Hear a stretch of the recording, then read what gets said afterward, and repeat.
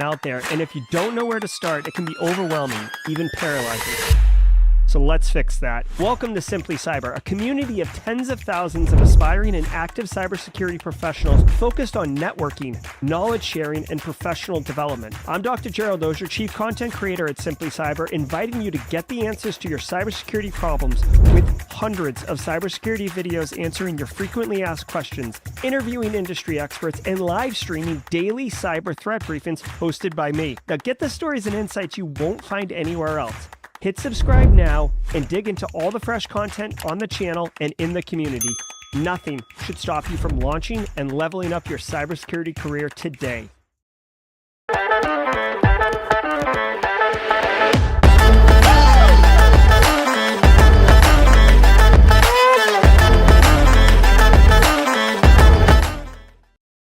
All right, good morning, everybody. Welcome to the party. We didn't get AV checks this morning.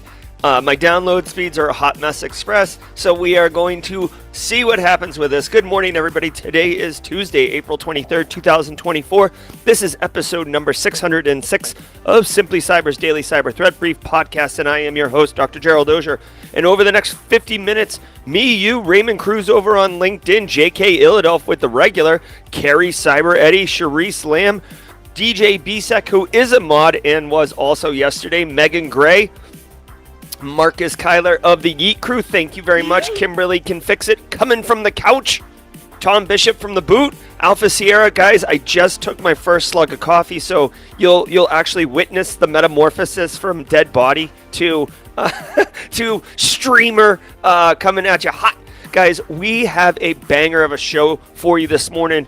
We are going to be shredding the top cybersecurity news stories of the day, and I'll be giving my expert opinion and analysis on each of those stories on what it means to you as a practitioner. So how can you use this information to drive cyber risk reduction for your business stakeholders? And J.E. and Michelle, I'm actually in Nevada. I am not in Arizona. I was in Arizona last Tuesday. I'm a globe-trotting freak right now. No, I'm in Las Vegas filming a TV show. But even if you don't work in the industry, you're going to get value from this stream because we are going to be introducing you to all sorts of concepts, all sorts of terminology, APTs, techniques, procedures. We're getting all up in it. And best of all, my favorite part, the networking is absolutely top notch. You guys are going to love it. Say hi to everyone in chat. Hashtag Team SC. Ooh, we got some nice words over on Twitch there. Joshua Will 08. Loving the fact that you played excellent. Well, content's very good. All right, Jamie Flex in the house. Divine Dream Divine. Guys, great to see you. Hashtag Team SC. We are going to be killing it today. Also, just a fun fact, it's 5 a.m. where I am right now, and I absolutely did not get up and research or prepare for any of these stories, which is pretty standard. I don't research or prepare for the stories in general, but just letting you know that 5 a.m. does come quick here in Nevada. I'm looking out over a black, dark sky, and the sun will be coming up as we go through the program. Now, before we get into it, I do want to say shout out and love to the stream sponsors, because you guys know that they allow me to bring this show to you, whether it's 5 a.m. on Pacific time or it is 8 a.m. on the Eastern Standard Time. Also, shout out to Panopsy, Barricade Cyber Solutions. Listen, guys, Barricade Cyber Solutions is dedicated to helping businesses from cyber attacks and recover from the damage done. Cyber attacks, they are hideous, but they are ever present. And they can screw up businesses, cause massive issues, and send dedicated, hardworking business owners into turmoil. I'm talking about grab the bottle of the pink stuff because you're gonna be dealing with some nonsense today. But guess what? Barricade Cyber Solutions knows how to mitigate the damage done by cyber incidents. They know how to give that mollifying, proverbial back rub to business owners and let them know, hey, it's gonna be all right. You just go over there and sit down. Casually Joseph, Eric Taylor, we're on this. We'll handle it. We'll yeet out threat actors from the environment. Call them at barricadecyber.com or go to the URL, whatever, and get with them. Trust me, you will want this website bookmarked. So when you do have a compromise, you can hit the basically the 911 button. Because if you call the police 911, they're not going to be able to help you if your business is screwed up by threat actors. So that's what's up with that. Also want to say shout out and love to DeleteMe. Okay, there's a little bit of a long read, but bear with me because it's totally worth it. And I've been using DeleteMe for a hot minute and very much been enjoying it. I got to put a little captions up Give me a second here. Yes, there we go. God, it's so hard on the mobile studio. Guys, listen to me really quick. Please, DeleteMe. It's legit. It's super legit. I'm a person that has a public, basically public profile. I'm constantly doing hot takes all over the place, left, right, and center, telling people what I think, and sometimes people don't always agree with that, which totally sucks. And it's really easy to find my personal information online. If you've taken like 15 minutes of any OSINT course, you'll be able to find where I live and where my family lives, which is concerning for me, right? All that data hanging out on the internet, not a good time. No one's got time for that. From the CISO Hold on one second, CISO series. Why don't you pump the brakes? Why don't you pump the brakes, CISO series? Okay, let's. Jesus.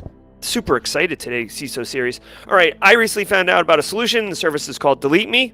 DeleteMe is a subscription service that removes your personal info from the largest people search databases in the web, and they will enumerate it in their report and tell you where they took it from. And they help prevent ID theft, doxing, and phishing scams, and also potential swatting, which is the use case that applied to me. Somebody in Discord threatened to swat me and my family, which is no bueno. So when you sign up to tell DeleteMe what data you wanted, I went for the high roller package, if you will, the deluxe kit, where I said, here's all of my information, please delete it. Now, this would have been the most extreme phishing campaign if DeleteMe was not legit, but DeleteMe is very legit, believe that.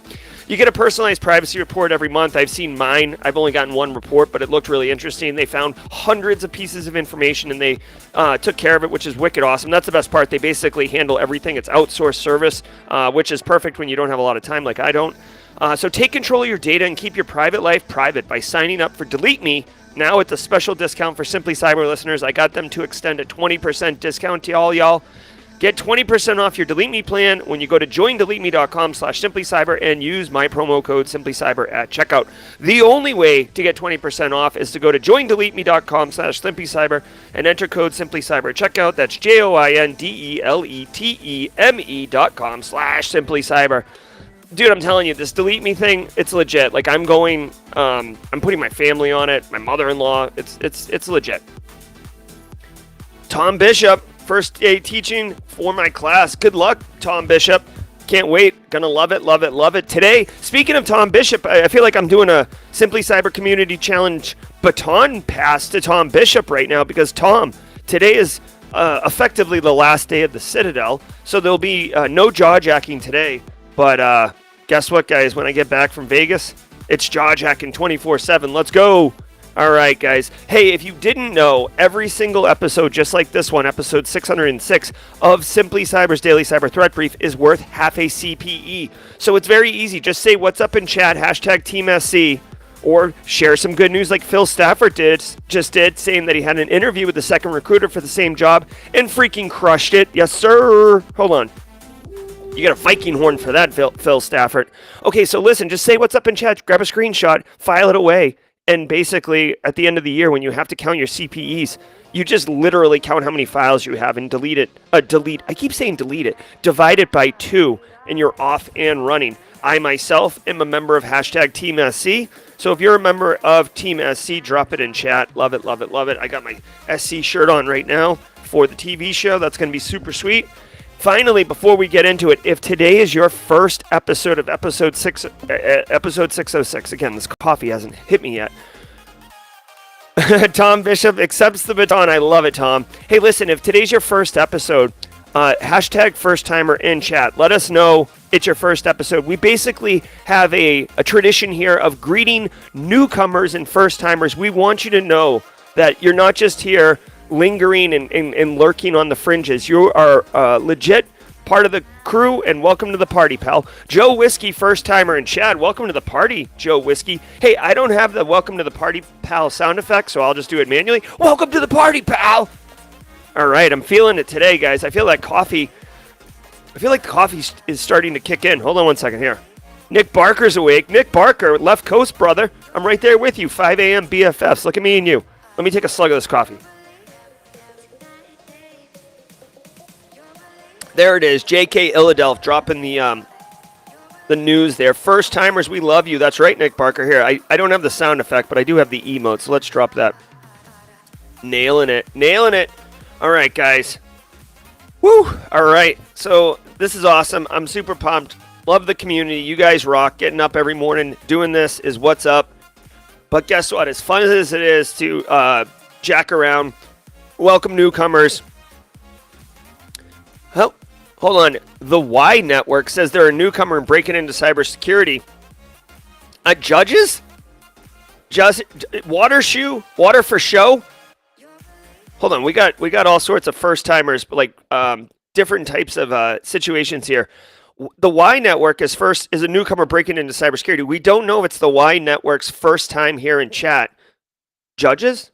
Oh, the judges, they're always so kind. We're getting multiple head nods on the off screen here. So we are going to welcome to the party, pal, the Y Network. Also, I saw first time in chat, first timer live, water for show. Welcome to the party, pal. All about good times. Okay, guys. So as fun as it is to jack around, we do have work to do. So do me a favor. Sit back. Sagan Aodell, first timer in chat. We'll say first timer on the live show. Welcome to the party, pal. You get all the John McClane emotes you can handle, sir. All right, guys. I'm going to pour a little bit of coffee as the music gets going, but do me a favor. Sit back, relax, and let's let the cool sounds of the hot news wash over all of us in an awesome wave. Nick Barker, thanks for being here, man. Let me know if you're on the elliptical, Nick. In my mind, you're always on the elliptical if it's before 6 a.m. All right, guys, sit back, relax, and let's get educated on the news. Blinds. These are the cybersecurity headlines for Tuesday, April 23rd, 2024. I'm Rich Straffolino. TikTok ban passes the U.S. House. The bill passed as part of a larger foreign aid package by a vote of 360 to 58. The House passed a similar standalone TikTok ban last month by a vote of 362 to 65, but that currently sits stalled in the Senate. Due to the bill's ties... Okay, hold on. Original Edwards never getting a shout out? Original Edwards, welcome, buddy. We'll give you a shout out and a Viking horn. Absolutely straight crushing it. Also, Marcus Kyler telling me to blow my nose. What's the problem, bro? What are we doing here? Am I sounding congested? What are we doing? All right, hold on. We got to talk about this TikTok ban. Oh, hold on. Alana Boyajian with a super chat. What? Did we just become best friends? Yep. The DC, Maryland, Virginia local meetup contingent of Simply Cyber is having its first meetup this Thursday at 6 p.m. in Tyson's Corner. Check out the Discord channel for a location and come hang. Absolutely epic. Love it, love it, love it. And if you are in the DC Metro Virginia area, if you can get to Tyson's Corner, then and you need help figuring out where the Discord is, let me know. Let me know. Can you press the horn? I don't know what the horn is, but okay, come on. To allies in Ukraine and Israel, the Senate will likely vote on it much faster. Senate Commerce Committee Chair Maria Cantwell already signed her support for the legislation. The new bill gives ByteDance potentially up to a year to divest of TikTok prior to a formal ban, up from 6 months laid out in the earlier bill. If it passes the Senate as is, President Biden already signaled he would sign it into law. Wow. Sandworm. Oh my God. Okay. Hey, all right. So a couple things here. One, there's long been this kind of first of all, this isn't a cyber story. So let's just get that out of the way to begin with. Okay. Second of all, since we'll talk about this for a hot minute, just had to turn my volume. Okay. So TikTok, there's been all sorts of speculation.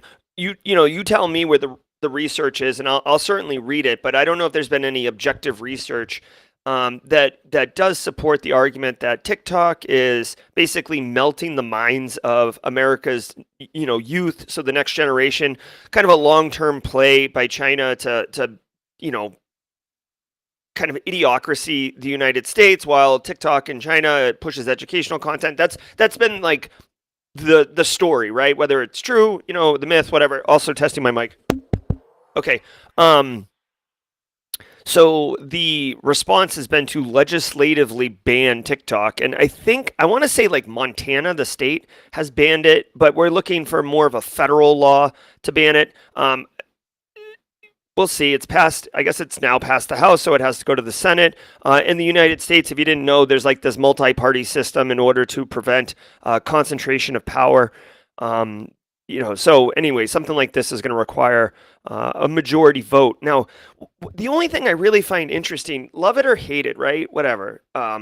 TikTok, in addition to like melting the minds of the youth, there's some people who say that it's actually being used to model U.S. citizens, so you could better understand them, digital twin, all these other things. But here's the thing: like, I just find it particularly wild. So ZMyth, TikTok is there's a myth or a rumor or whatever that TikTok is educational in China. So like when you're doom scrolling in China, it's more like really interesting educational content that gets you hooked instead of like flipping bottles or I don't know, like whatever's on TikTok, dancing, Ghost Ride the Whip. Oh my God, you remember that? I think that was in Atlanta.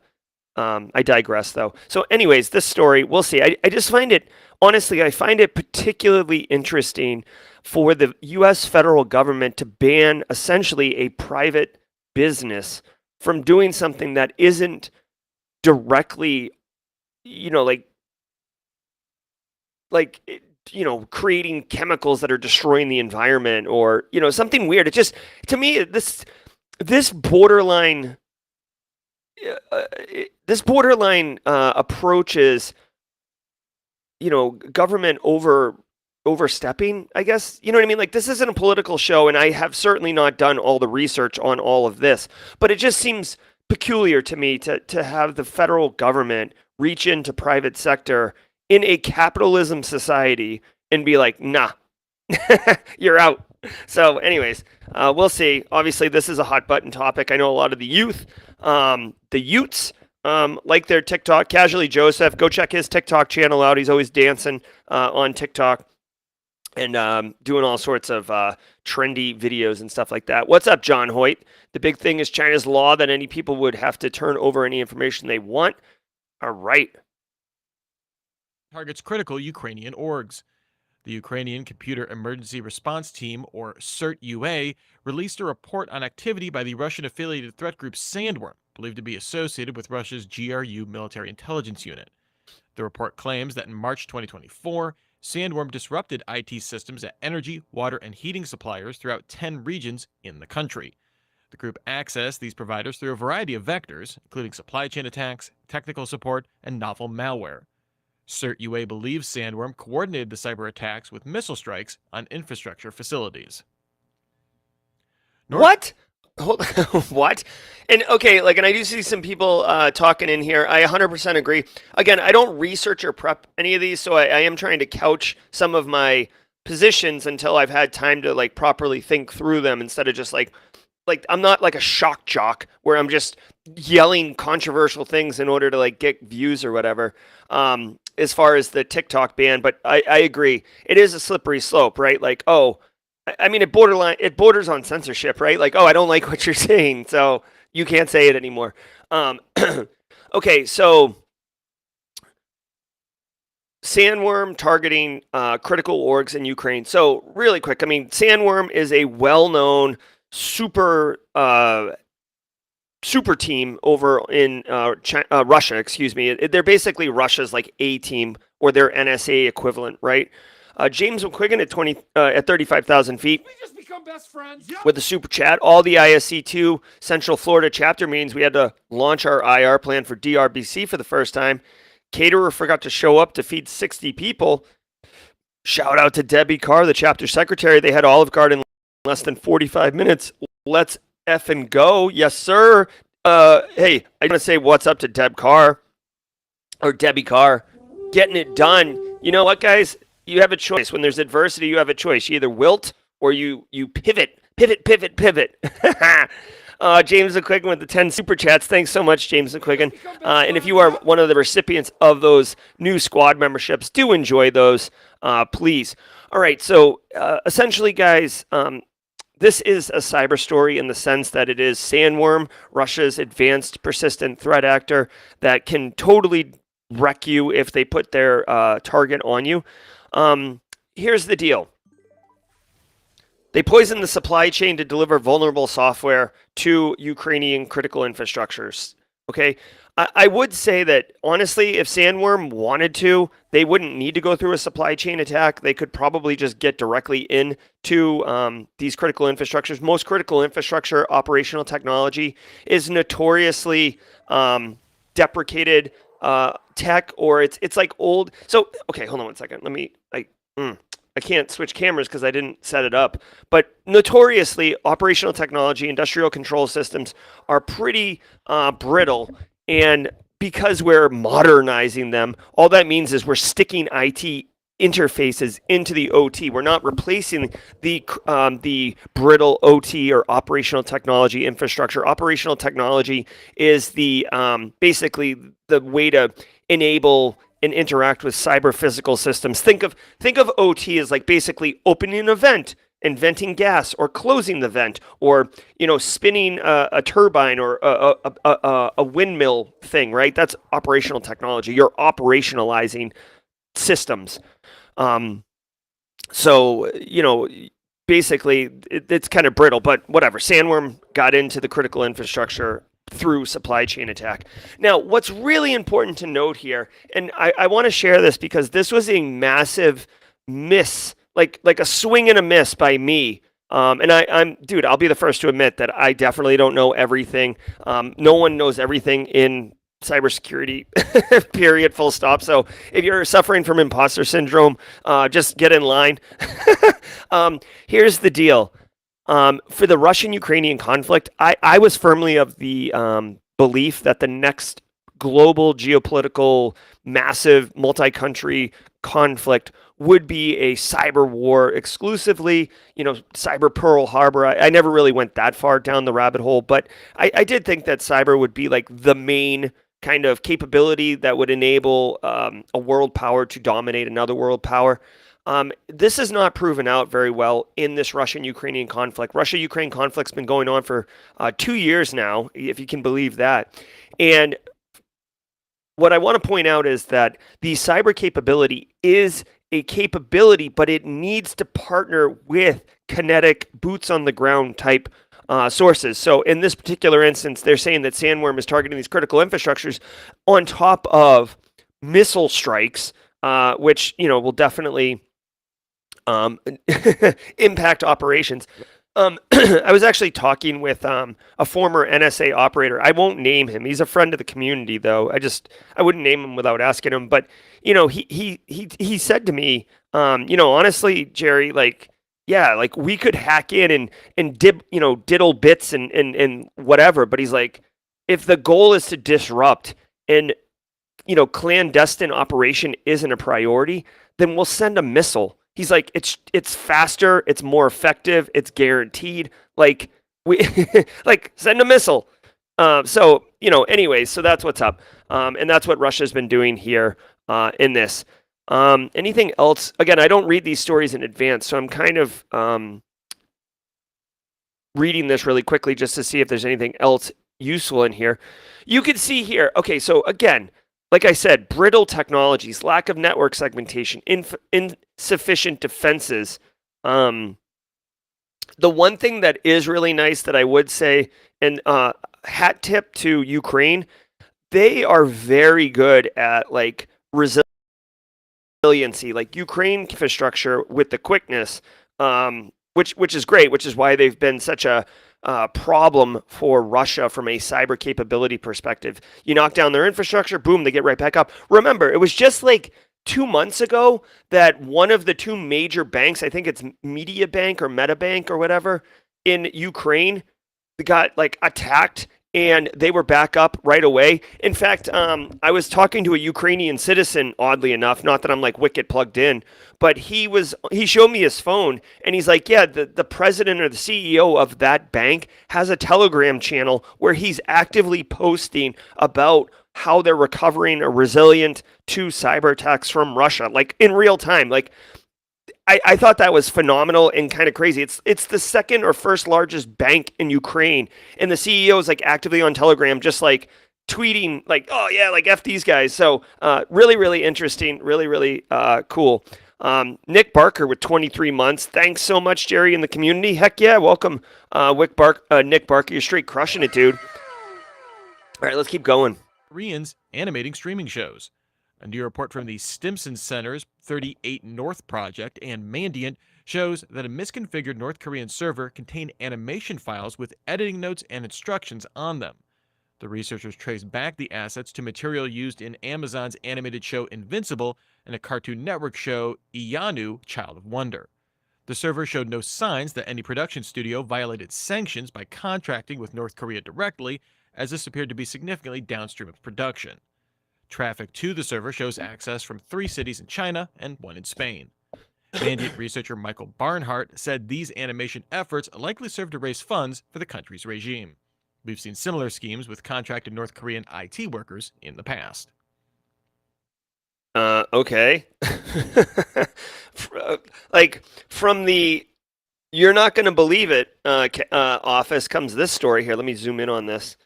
Okay, hold on. We got some first-timers up in here. Timothy Murphy, first time catching you live. Can't express how grateful I am towards you and your content. Timothy Murphy, thanks, bud. Welcome to the party, pal. Everybody, if we can get Tim Murphy some of these emotes, I would love that.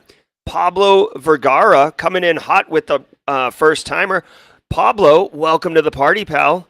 Actually, I'm sorry, Pablo. I didn't say that with the conviction and gumption of John McClane. Welcome to the party, pal. There we go. That's more legit. Let's get real. If we're going to do it, let's do it.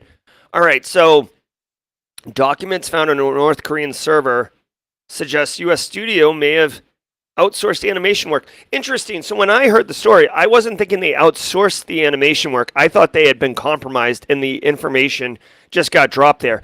2 things. Okay, so again, this is me rough response to this. Here's the deal. North Korea notoriously is known for authoritative regime. They have 3 kind of cyber capabilities. One is spying on their own citizens. One is spying on their adversaries, so 2 espionage ops. And then Lazarus Group, which is their A team. They're basically bank robbers. They're crypto bank robbers, okay? Little Finfrock action, please. I'm a crypto evangelist. I love it, love it, love it. Okay, so that's what they're known for. However, it's important to note, and this is something that you can do a little bit about. I'd almost argue that this is more valuable for you as an individual than as a business. But North Korea in like the last 12 months, I would say 12 to 18 months, there's been a massive uptick in basically like North Korean citizens posing as, like as Jerry Auger or as DJ Bisek or whatever, and like applying for jobs and doing like remote job interviews. And there's been some speculation that it's so they can get internal access to more sensitive systems instead of nefariously getting those credentials through info stealers or, just technical exploitation. Also, there's been documented cases of North Korean citizens going out and getting jobs, and then basically, this is what an authoritative regime is. You don't get to keep your paycheck. You basically work, but then your paycheck goes to, whatever Kim Jong-un calls himself now, like the great whatever. I don't know what he calls himself, but it's definitely not Kim Jong-un. He there's like some more elaborate, like heavenly name that I think he's got bestowed. So anyways, if I had to guess, my initial thought that this was stolen, right? Because North Korea broke into Sony Pictures and stole the interview and wiped a bunch of their systems back in like 2013 when they were getting all pissy about the movie, The Interview. So they have the capability to break into Hollywood and steal stuff, but I think this is more along the lines of basically North Koreans working and having their funds go to the heavenly god or whatever you want to call it.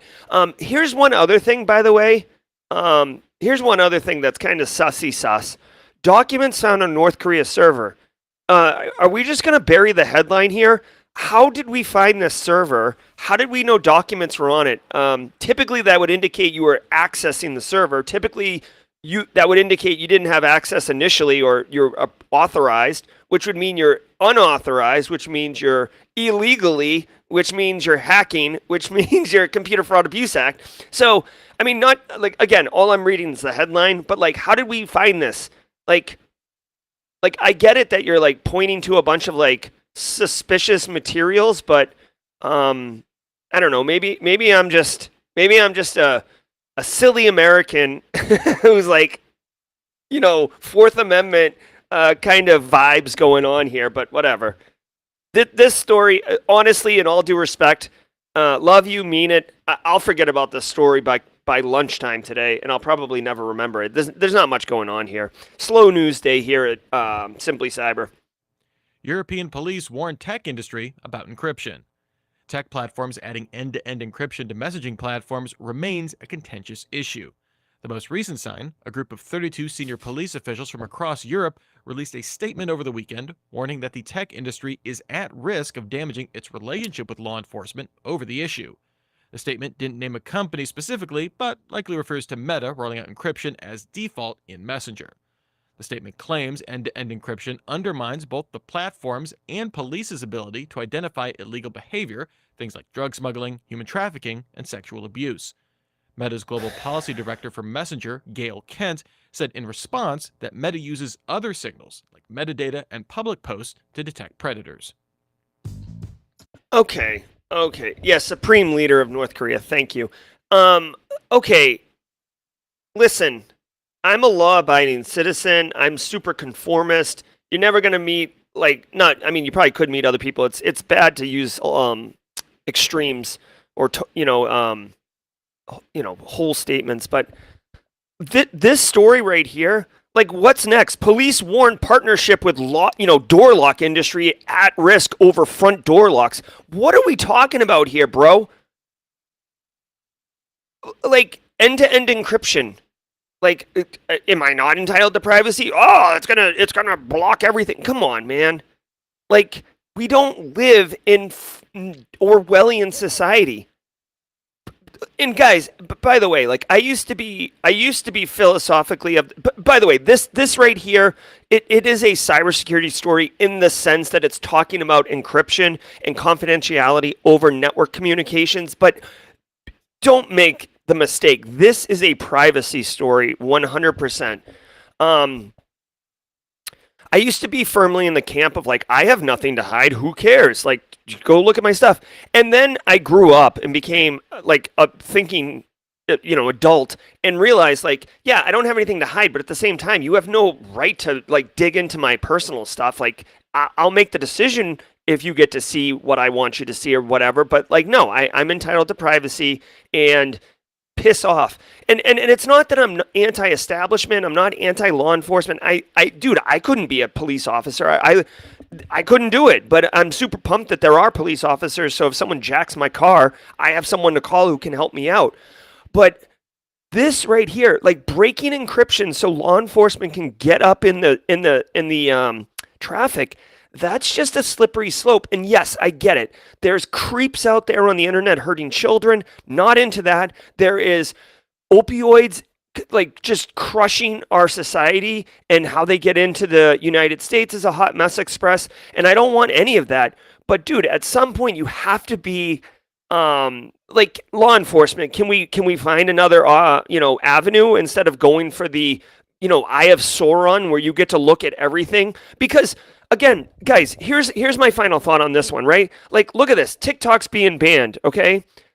Okay, so you're going to ban that. Now you're going to, it gets to censorship, right? Well, if you start doing things like this and an authoritative regime begins to take into control and power, you would have access to understand where resistance is and where, I'm not thinking so clearly today, but where resistance is and where there's dissent in the population, so you can identify that and clear it out. Dude, think of unions and union busting as a microcosm for gen pop and control at a national level. Again, this isn't a political show at all. I am not a political activist or anything like that, so please don't misunderstand what I'm saying. All I'm saying is, police warning. Come on, this is a argument as old, cue the Beauty and the Beast. It's a song as old as time, or rhyme as old as rhyme, or what. I can never freaking say that line correctly, but believe me, end-to-end encryption, Signal, I use Signal, intelligence agencies use Signal, So we're not getting away from end-to-end encryption. Okay, so back up off, back up. I don't know. That's a very deep cut. If you are a Sublime fan and you're familiar with Robin the Hood album, one of their early EPs, and Raleigh Sakers, again, super deep cut. If you know, you know. But back up. I'm in your room, Raleigh. Back up. And now a word from our sponsor, Barricade. AI coding companions assist in generating high-quality code snippets, while Barricade swoops in to conduct thorough security assessments, identifying and fixing vulnerabilities quickly. With this dynamic duo, developers can innovate with confidence, knowing their code is both efficient and secure. Secure more code with Copilot or any AI coding companion and Barricade. They'll be your wingman anytime. To learn more, go to veracode.com. All right, really quickly, whoever got the Raleigh Theodore Sakers reference, shout out to all you all. And also thank you all for the Beauty and the Beast support. I'm just brutal when it comes to that. Hey. All right, y'all, it's mid-roll. For all you first-timers here like Pablo and others, every day we go through a couple stories, and then we do a mid-roll. We chill a little bit. We take a breather, catch a beat, listen to some Simple Minds. Guys, if you're getting value from the stream, educational value, entertainment value, do me a solid. Hit that like button on YouTube. I don't care about the metrics. It's literally to help trigger the algorithm so other people can find Simply Cyber Daily Cyber Threat Brief and get up in here with us and be a first-timer tomorrow. So please pay it forward. Oh, Varden Kenze, news photographer, complicated relationship with law enforcement. Would love to get into that at some point. Okay, so check it out really quick. Hit that like button, pay it forward. Want to say shout out and thanks to the stream sponsors, Barricade Cyber, as always. DeleteMe, current sponsor through the end of the week. Been enjoying my DeleteMe experience. And Antisyphon training. Guys, if you didn't know about Antisyphon training, sit down, buckle up, because it's awesome. Antisyphon training is disrupting the traditional cybersecurity training industry by providing high-quality, cutting-edge education to everyone. Everyone, including Carrie, Alpha Sierra, Daniel Ovick, Bjorn, my man Bjorn, web app security man, Robert Rittenhouse, Laura Flores, David, Jeff Watala, wading through logs, and the In-N-Out Burger crew. Dude, anyone who wants to get education, Antisyphon training's making it accessible regardless of financial position, and that's the key. Their pay-what-you-can training model allows you to name the price, including $0. So you can get an opportunity to learn skills, practice what is taught, and engage with a community that's fun and inclusive. I freaking love Antisyphon training. I wish I had more time. I would take more of it. Right now, go to antisiphontraining.com and look at their Active Defense and Cyber Deception course. You could take it for $0. John Strand teaches it. It is a freaking awesome course. It teaches you how to set up honeypots. It teaches you how to use honey tokens. All sorts of really cool techniques that you can, A, utilize, and then B, dude, if you go to a job interview and you're talking about honey tokens, oh yeah, you're in the know. You're in the know. Finger on nose. People know what's up. It can certainly help you, and you can do it for $0. If you want, I did take the class. I have a video on the channel doing a full breakdown and review of that class. If you're curious and want to get more information, Antisyphon training. Thanks for the support, Antisyphon. You guys rock. All right, guys. We've got the Simply Cyber Community Challenge. Every single day there is the Simply Cyber Community Challenge. Basically, you can go on LinkedIn and blow up your professional network, which is super dope. Patrick Wilson, a.k.a. Missouro1, has the baton. Missouro1, if you're in chat, De Niro is asking for the baton. So Missouro1, if you could tag somebody, but I will point out that De Niro1 wants the baton. I don't say Missouro in chat, so I'm going to go ahead and just tag De Niro. So add De Niro, who's asked for the baton. Please officially accept it, De Niro. Yes, sir. All right, so De Niro's got it. That was a quick handoff. I love it. Okay, so every single day of the week has a special segment, and Tuesday is Tidbits Tuesday. I'll just share, many of you know it, I'm in Vegas right now filming a TV show. Get your la la la la's on.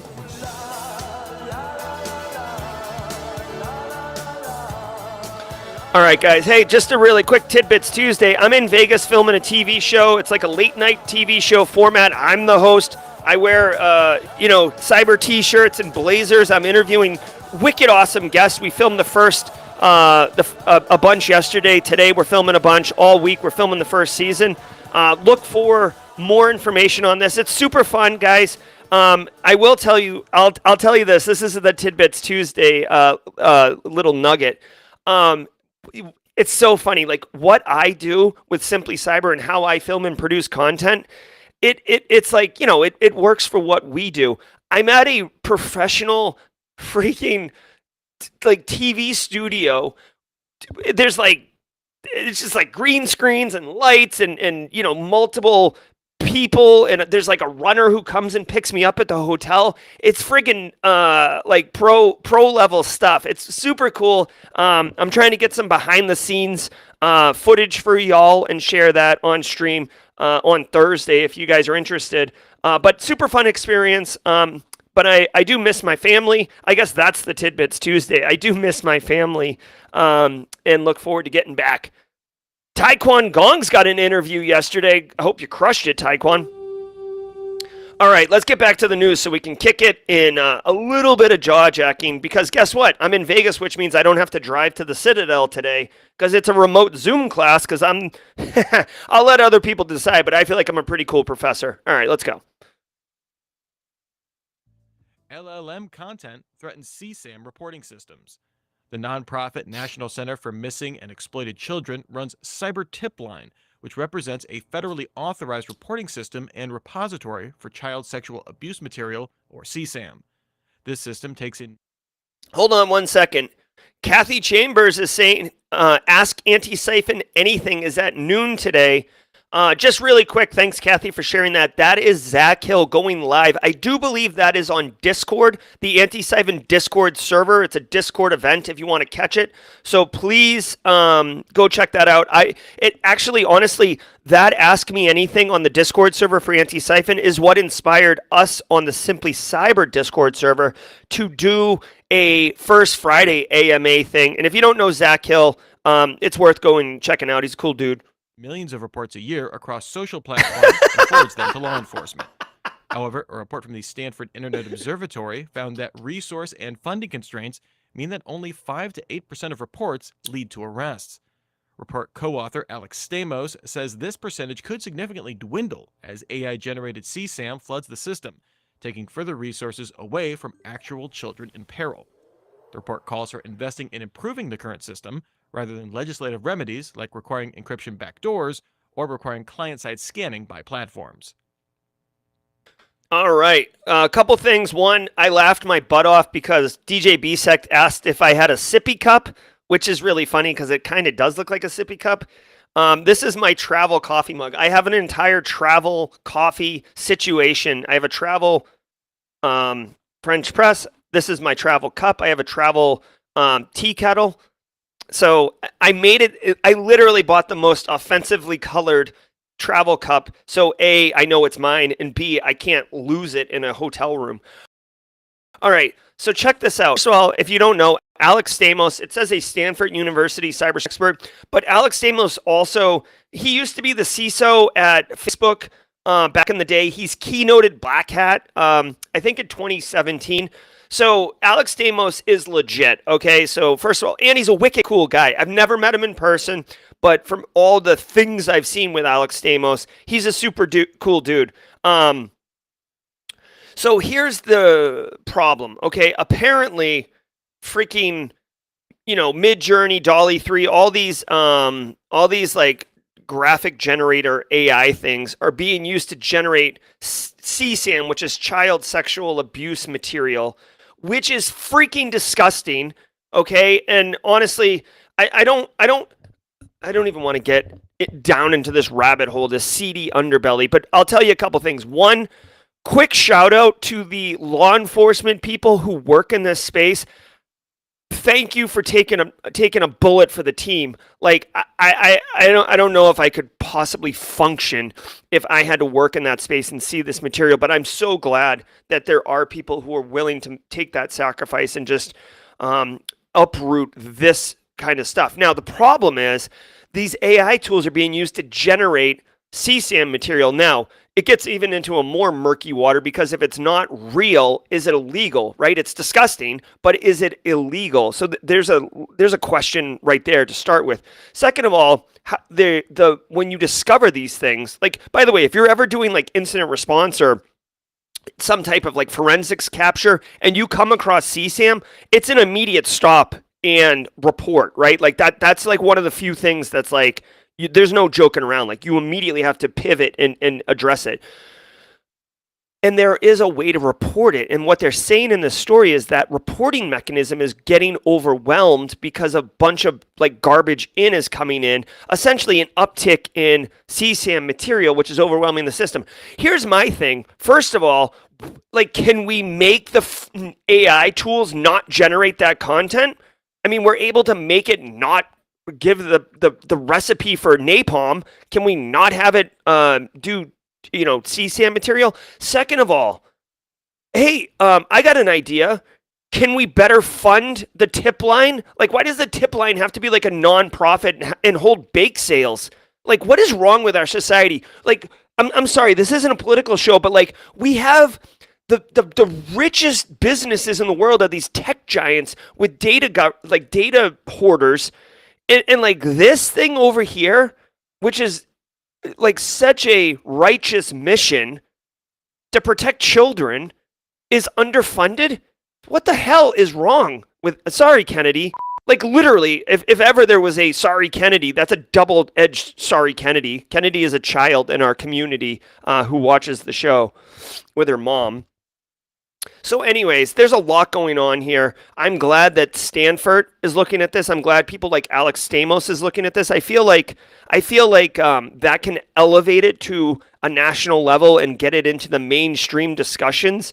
Like me and you on Simply Cyber's Daily Cyber Threat Brief complaining about it. That might not move the needle, but larger figures, larger venues. I hope this doesn't fall victim of a 24-hour news cycle and then just goes away. Like, AI is super powerful, but it's really omni use, and it can be weaponized, it can be abused, it can do all sorts of things. I'm literally reading, I wish the book was closer so I could touch it and show you guys. I'm reading Mustafa Suleiman's book, The Coming Wave, and it is freaking eye-opening. I recommend it. Strongly recommend it to everybody. Read that book.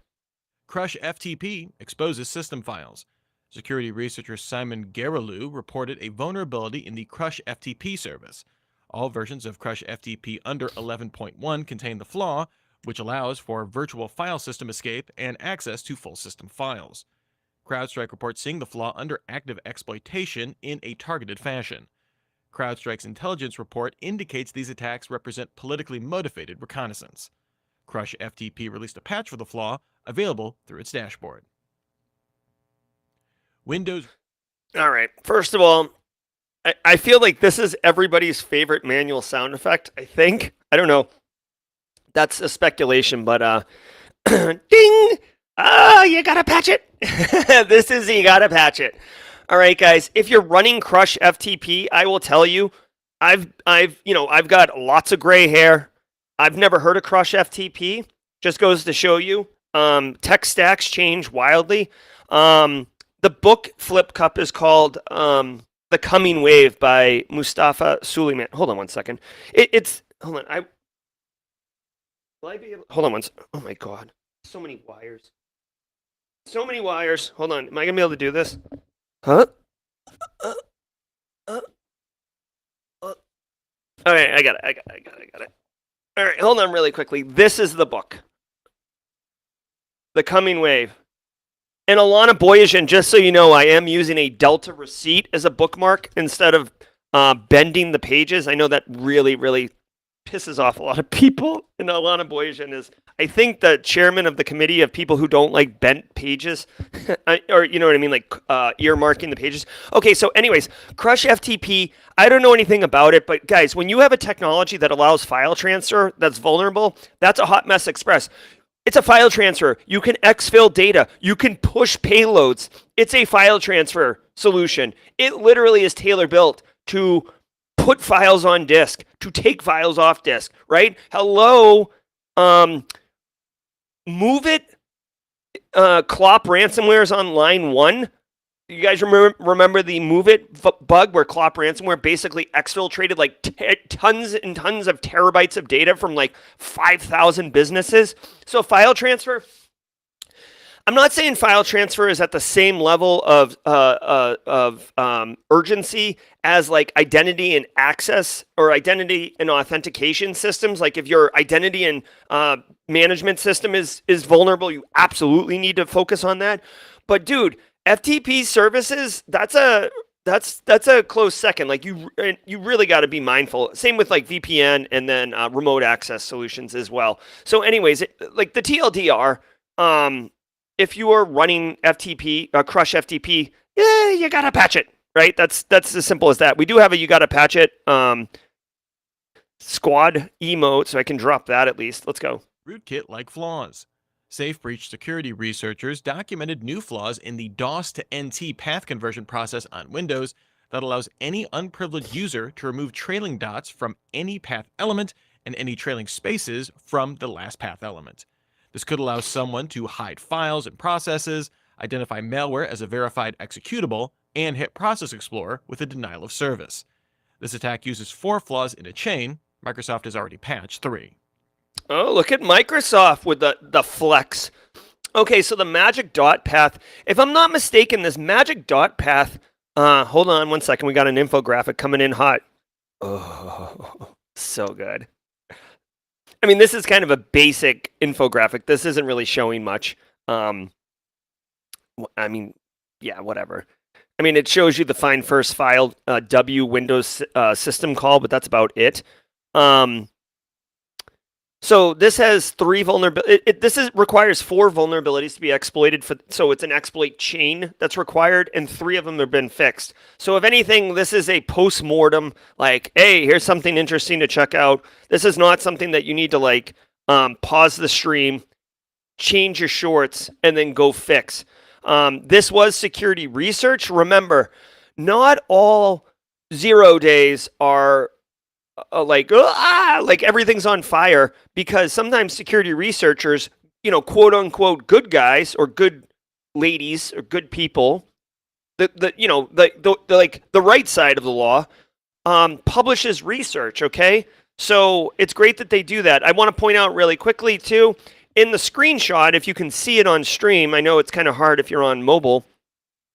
This is Mimikatz. Like, this is undeniably Mimikatz's splash screen when you load it up. Mimikatz is a seminal tool in the information security world, cybersecurity world. Sorry. Sometimes when I say information security, I realize I'm doxing my age. But anyways, yeah, Mimikatz. If you don't know, go check it out. It's like you basically can dump Windows creds and Windows hashes and stuff with it. It's fairly powerful, although I will say most EDR technologies will immediately detect Mimikatz. So normally a threat actor or pen tester would disable EDR, then run Mimikatz. But anyways, I digress. This is really cool. If you are into Windows system exploitation, if you're a security researcher, This would be interesting. This is a story. This was presented at Black Hat Asia last week. I knew it was research that was recently presented. Holy crap. Oh my God. Okay, so super cool. All right, hey, I have like a breaking sounder. Do we have breaking news? Hey, just note to self and mods. We need a breaking news sounder like Sports Rock Talk Radio has when like there's like a big trade or something. The researcher who presented this research is named Auger from SafeBreach. Can I just point out that Auger is going to be a guest on Simply Cyber Live very soon. Kimberly can fix it. Do you happen to know the date off the top of your head, Kimberly, on when this is? So listen, really quick. I worked with a last year at Black Hat. Sorry, let me digress really quickly. Last year at Black Hat, I worked with a PR firm to connect and interview CEOs and stuff like that. And the woman I worked with was so cool that we just kept a relationship and we email back and forth. I got featured in like some news articles and stuff, and that was because of her. So we constantly whatever. And she reached out to me like 2 weeks ago, and she's like, "Hey, I got this guy Auger who's about to present some sick research. Do you want to have him on your show? Like, he's speaking at Black Hat Asia, but he'd be interested in coming on your show. What are you saying?" I was like, "Yeah, high five." So like literally, Simply Cyber Live is getting like these ridiculously awesome interviews now coming in hot. Oh, by the way, all the interviews we've ever had before have been ridiculously awesome, so I'm not discounting those. I'm just saying, if you're interested in this story, we're literally going to get the researcher live on stream for an hour for us to ask whatever we want of him. So that's going to be cool. Plus, Kat is my PR person. Kat told me that he's really, really cool too. So I haven't met with him. Yeah, Nick Barker. Who knew? Hey, don't tell anyone. Don't tell anyone that Simply Cyber is like plugged in. Who knew? Oh, geez. So super cool. Anyways, TLDR, this has been fixed mostly, but if you're interested in software exploitation, go check out Auger's blog post. Medical diagnostic services disrupted by ransomware. The medical diagnostic and testing services provider Sinlab Italia announced it suffered a security breach on April 18th. It subsequently took all IT systems offline, including email, and suspended medical services. This has impacted 380 labs and medical centers across Italy. It did not impact the rest of the Sinlab group, which operates in 29 other countries.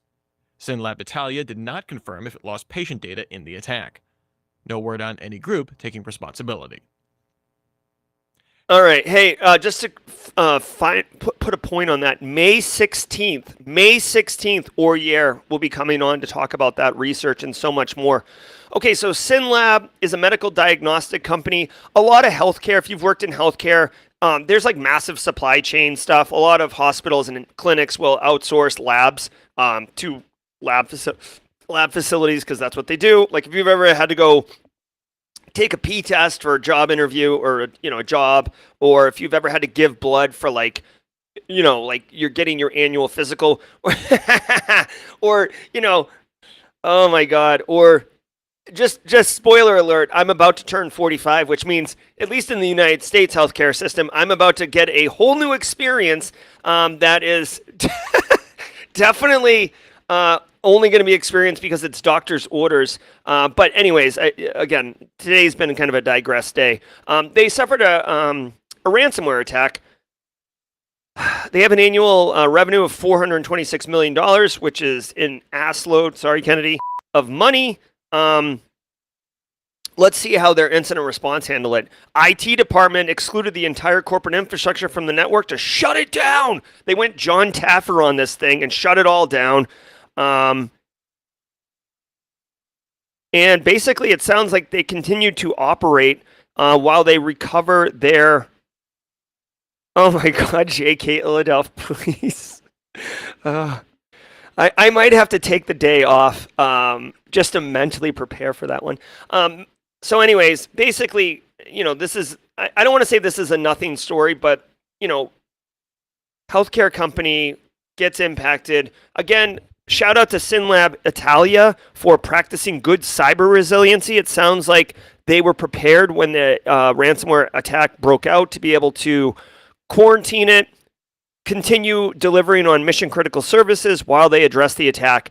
This is what, guys, this is what I'm talking about. When I say cyber resiliency, it's not to stop ransomware attacks. Obviously, it would be nice to stop ransomware attacks, but realistically, you have to be prepared to mitigate the damage of a ransomware attack. There's so much money in it. Threat actors have so much tooling. Like, it's just, you gotta be ready to be resilient. Tabletop exercises, multi-factor authentication, network segmentation, end user awareness training. Just go hit the greatest hits, right? Go download, Garth Brooks, what's his greatest hits album called? Oh my God, I used to have it. All right, whatever. We'll call it, let me choose a different greatest hits. Tom Petty, greatest hits. Like, just go get InfoSec Control's greatest hits, deploy them, and be ready, right? That's what we got to do. Holy crap. All right, here, let's keep going. Have you subscribed to Capture the CISO yet? All right, nope, and we're going to continue on. Let's do this. It is 9 o'clock. Hold on, let's do this really quickly. All right, give me a hot minute to just check my calendar because I'm almost positive I don't have anything except I have to go to my Zoom meeting at 9:30. Yes. Oh. Huh. Okay, I actually have a meeting for Mount Wachusett, the university I've been working with on the Cyber 101 stuff, but that's not until 11 a.m. Eastern time. These time zones get me all jacked up. All right, so we've got some time for jaw-jacking, y'all. So do me a favor. If you were here just for the news, thank you so very much. Genuinely appreciate it. Come back tomorrow. Come back tomorrow, 8 a.m. Eastern time we're going to roll it back and do episode 607 of the Daily Cyber Threat Brief. I also want to tell everybody as a programming note, tomorrow, right after the stream at 9:30 a.m. Eastern time, we will be doing season 4, episode 5 of Two Cyber Chicks. Erica McDuffie and Jack Scott are back, interviewing Troy Fine. It's going to be a great banger, so definitely want to be there for that. On Thursday at 9:30 a.m. Eastern time, right after the stream, we will be dropping my Flare produced video. I've been talking about Flare for a few weeks now. Finally got the video back. I'm going to show you the power of this platform. Super, super cool use cases. And then Friday, we've got Simply Cyber Daily Cyber Threat Brief, episode 609. And then we round it out, and I head back to the great state of South Carolina and the Low Country. But if you're here just for the news, peace out. I see people ducking already. So be good. I'm Jerry, your chat. Until next time, stay secure. Stay tuned for jaw-jacking if you want to hang out with the community. And more importantly, if you want to get answers to any of your cyber questions. If you've been sending me DMs and I haven't been responding to them, it's because I get flooded. The 9 to 9:30 a.m. jaw-jacking period is that open, basically open door policy, office hours, if you will. So come take advantage of that. I'm Jerry, your chat. See you in a few minutes.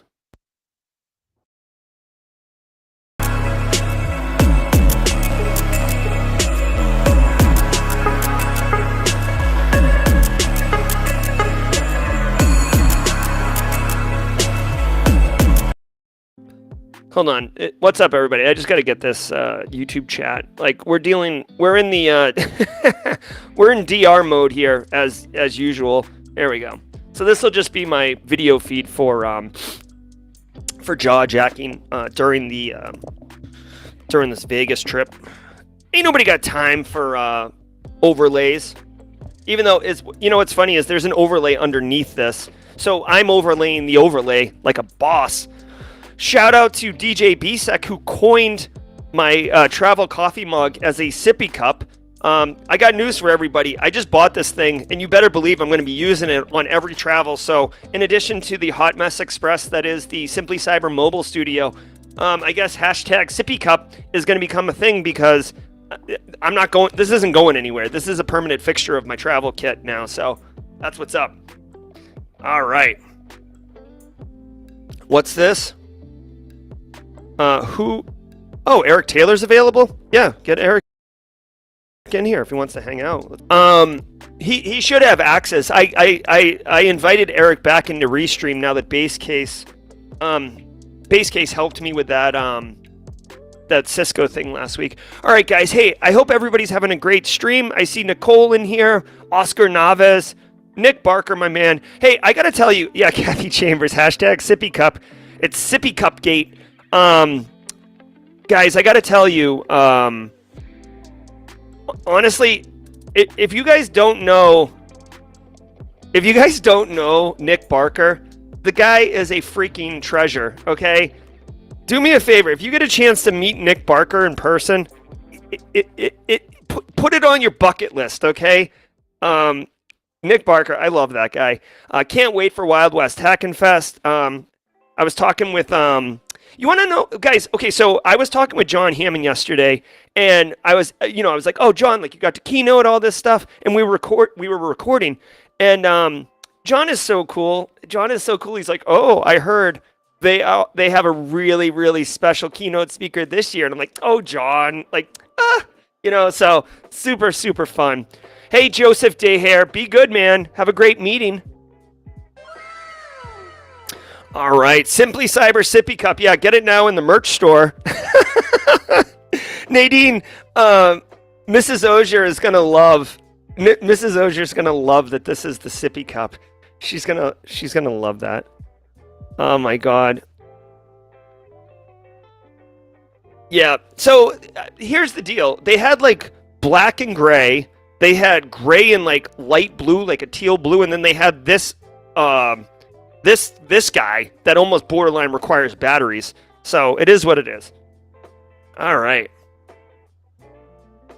So hey, what's everybody doing? Do you guys have any questions? I mean, I love helping people out. So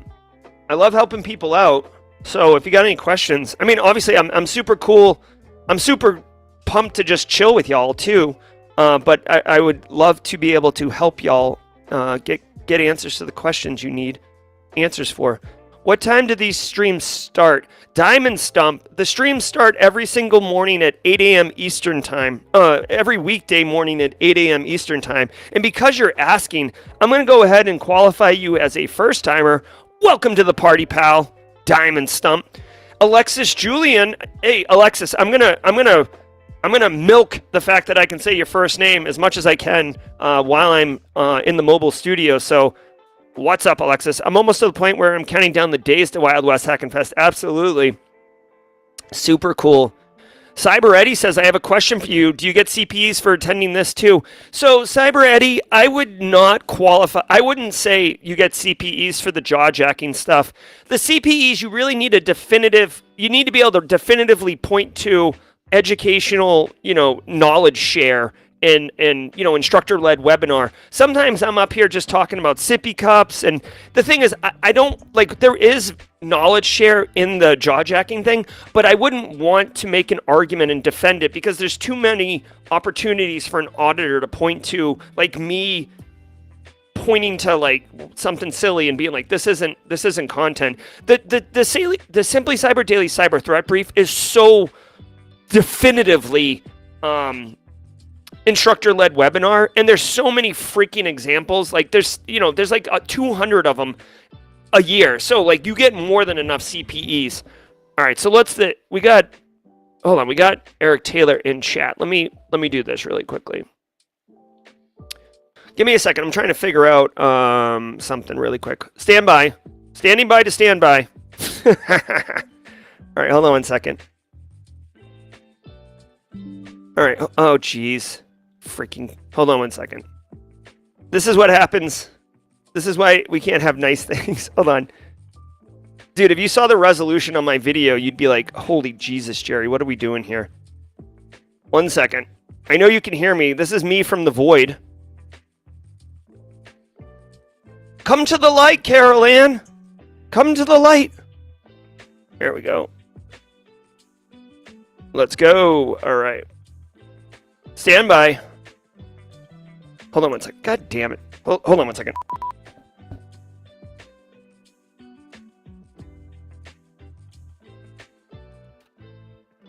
All right, that's good enough for government work. Okay, so we got this. Then we got this. Okay, we got that. All right, so now I'm here. And then let's bring this dude in. What's up, Eric Taylor? What's going on, bud? Nothing. Hold on, let me bring Chad in. I love having Chad on stream with us. I don't use this feature very often, but now it's me, you, and chat. What do you think of that? It's hot. It's spicy. All right. Hold on. All right, so we got everybody in chat. We got Eric Taylor. Eric, how are you? Today's a good day. All right, I like it. It's great to have you ease back into jaw jacking. How's the audio? Is the music too loud, Eric? Not for me. Okay, cool. All right, everybody. So now, can I just point out really quickly that you, Simply Cyber community, there's 348 of you, you have access to 2 industry professionals. Eric has like, I don't know, Eric, what do you have, like 75 years of professional experience at this point? I'm an old. Yeah. So Eric, major SecOps, incident response, chief forensic officer at Barricade Cyber. Myself, I'm more of a GRC dork. So if you have any questions, guys, now is the time. And I'll just tease this out. I'll probably dip in about 5 minutes. Eric, if you want to run, feel free to keep running the stream. But I'll dip in 5 minutes just so I can prep for my my class here. J.E. and Michelle says spicy tuna has entered the chat. Very cool. All right, guys. So what questions we got? I'll just share Eric out here in Vegas doing the filming. It's very Hollywood-esque. Like, all right, get the set, everybody, and then like it's like 30 minutes of doing nothing while lighting people, audio people do things, and then all right, everybody, let's go. So, but I will tell you, we filmed the first episode basically. It looks ridiculously cool. Like I'm like beside myself at how cool it looked. Like it's cool. So I'm super pumped for everybody there. Nick Barker's got a question for you, Eric. What strategies do you use to get people to settle down after they've been breached? It might be a crazy situation. That's a good question. All right. It looks like it's screwball bourbon. Here, take a sip of this, move out of the way, and we'll handle this. Nah, but it's definitely an interesting situation when you're trying to get people just to kind of take a deep breath. It's like you're transferring your baby essentially over to a DFIR firm to handle and take care of your business for you while we're trying to get you back up and running. So it is very stressful. Yeah, I can only imagine. I mean, have you ever had to like, not put someone like in a timeout, but like, I mean, like, are you ever like, listen, you've just got to go take a walk and get out of here. Like you're actually like a liability to all this.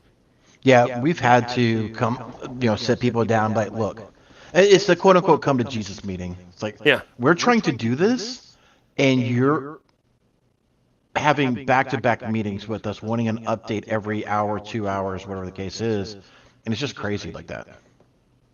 Yeah, 100%. I'm hearing echo on Eric's mic in mod chat. I don't hear the echo. Marcus G says there's an echo. I'm not hearing it in my earpiece, so I guess chat, let us know if the echo is an issue or if it's acceptable, and we can run with that. Is Screwball peanut butter whiskey? Is it peanut butter? Oh, wow. Okay, that's next level. I know James McQuiggan at 35,000 feet is a bit of a liquor snob. I think he's got a bourbon collection as well. DJ Bisek has a bourbon collection. I just want to point out, there may or may not be a correlation between cybersecurity professionals and drinking. Okay, I'm just saying there may or may not be a correlation here. I'm not saying you have to drink, but it certainly it can smooth some rough edges from time to time. CLX says that the echo is doable. Yeah, I think Andy McPherson says there is an echo, but it's fine. So I guess everything's good. Gerald's mic is picking up. I think your microphone's picking up your speakers. It's not. That's not possible. The audio is coming in through my earpiece. I mean, maybe it is possible. Who knows? I did the routing on this mixing board, so when you talk, you talk, and I'm going to hit my mic mute button. No, because it's not my mic. Here, let's do this. Go ahead and talk and see if the echo goes away. Good morning, ladies and gentlemen. I don't hear the echo now. Oh, okay, now I just did. Yeah. So I'm gonna. It's definitely me. Okay. Hey. Really quick. Okay. So let's not make a mistake. If there's an audio issue, we should just assume it's me until proven otherwise. So I will manually mute my microphone. I'll manually mute my microphone while Eric speaks. Okay. There we go. So all right. What's up? So do you have something on Stream Deck where you can just like, or something configured where you can be able to like just press the space button or whatever? To mute? Maybe, or unmute. Yeah, so I'm through the Restream platform. I'm muting the audio into the Restream. I don't want to screw around with my Stream Deck. Like I need, you know what I need to do? I need to fly Base Case and DJ BSEC to my house, and then just not like, and then super glue my mixing board, and my Windows system mixer, and then just be done. Yeah, we definitely need to do that because the team's always been like, you need to put stuff back on the wall and all this stuff, and I'm like, I don't know what to do. Exactly. Yes, Nicole. I don't know if Nicole is representing this, but I love the Midnight. As far as the band goes, like the Midnight is my number one. Like as far as my favorite bands of all the time, it's like Chappelle and Dylon. It's the Midnight, the Midnight, the Midnight, the Midnight, the Midnight. But I will say I do have a special place in my heart for Taylor Swift and Nicole. I think Nicole is saying it right now. It's me. I'm the problem. It's me as far as sound problems go. And yes, Eric Taylor, I just butchered a Taylor Swift song. You're welcome. You're welcome. You freaking Swiftie. Cyber Eddie with a super chat. Thanks so much, Cyber Eddie. Let's do this. Did we just become best friends? Yep. Jerry, do you get CPEs for attending your own webinar? Actually, it's funny. So I don't get CPEs the same way you do, but many of the cert boards actually have a mechanism where if you're an instructor and deliver educational content, it does count as CPEs. So I do get CPEs. Honestly, Cyber Eddie, I know that wasn't your question, but like I let my CISA and SISM expire simply because I don't need them anymore. Like, here's the deal. Like, I retained my CISSP simply for nostalgia purposes because when I got it, it was such a big experience in my life. But in people's cybersecurity careers, you like cert hoard at the beginning, and then you work professionally for a number of years, and then at some point, your body of work in your network It stands on its own. Yeah, you don't need the certs anymore. So a lot of people who are older or have enough experience basically just don't renew the certs because they don't provide any value anymore. It's definitely interesting on that topic. So, I went before I was doing DFIR. Most of y'all know this, but if you're a newbie, then we used to do penetration tests. So, went and got the CEH, Certified Ethical Hacker, and all that. I can't remember in a single engagement where anybody's ever asked me for my CEH when I was doing that. Nobody. Yeah, they're like, whoa. Before you attack us, let's see that paper. And I would do it. And you always have those discovery calls like, well, what makes you do this? I'm like, well, I've been doing pen testing, blah, blah, blah. And, I got my CEH and everybody's like, oh, that's cool. That's cool. Okay. So what's a budget like? Okay. And how much is this going to cost in the timeline? Okay. It's just like glazed over. So, I mean, it's cool that you get it, but I don't know. Yeah, the certs are more, I mean, they're more like for hiring purposes than getting work or delivering on the work. Because remember, a cert, not all certs, like PNPT, for example, is a practical cert, but most certs are just demonstrating that you have the knowledge to obtain the cert, not necessarily that you're capable of doing that practice. Again, some of them are more practical, like PNPT, but you get it. Segon, and I'm going to not even attempt to butcher. How do I get the CPEs? You're just monitoring, or you're just mentioning when you are on these classes, and whether here or if you get a certification, when you get your renewal, that requires the CPE certifications to be submitted through the governing body, like GRC or SANS or whatever the governing body that you have. Then you just submit it over. So. Yeah, and for Simply Cyber's daily cyber threat brief, just say what's up in chat. That's why chat, even like right now, chats on stream, like hashtag TeamSC, for example. Take a screenshot with the timestamp, and that's one way to do it. If you take a training, like usually they issue a certificate of completion, which would say the number of CPEs that you get in the training itself. So those are all options. Everybody, Eric, please feel free to continue. I got a dip to go teach at the Citadel, but everybody, thanks so much for being here. Definitely had a great experience, and I'll be back tomorrow at 8 a.m. Eastern Time to continue just crushing it with the Simply Cyber Daily Cyber Threat Brief. Be well, and Eric, great to see you. You as well, sir. All right, let's get that. Let's get out of here. Oh, I got to pull up that meme for the next time we come in here, but we definitely got some stuff to do. Let's see. Let me share my screen because I feel naked without having some music being playing, ladies and gentlemen.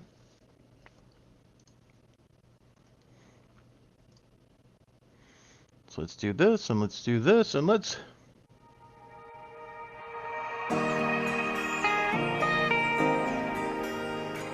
All right, let me know. Do y'all hear that? I hope y'all do. It is good to be back with y'all, ladies and gentlemen.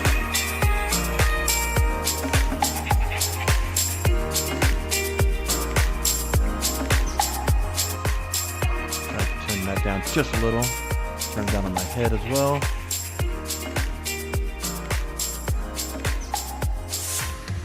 Yep, I'm going to step off the camera. I am going to go close a door, and I'll be right back. So hopefully my camera's not falling. Nope, good. Nobody wants to see the behind-the-scenes mess of my office. I promise you, gentlemen, that. All right. And yes, I do wear pants. It's not just shorts or whatever.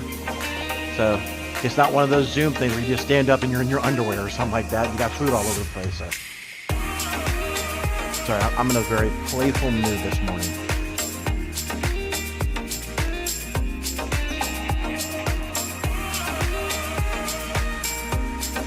Casually Joseph wonders why he can only get music when he's sharing, because I don't have my setup correctly done. I'm having to share my system audio. So that's why I have to share a screen to push out audio. Joseph.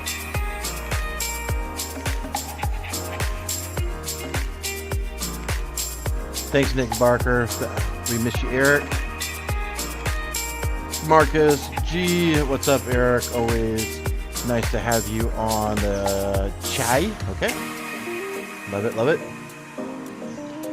Kimberly can fix it. Turn down the music just a little bit. No worries. If I remember right, I had it at 30 before. I do have a new setup that I'm working with.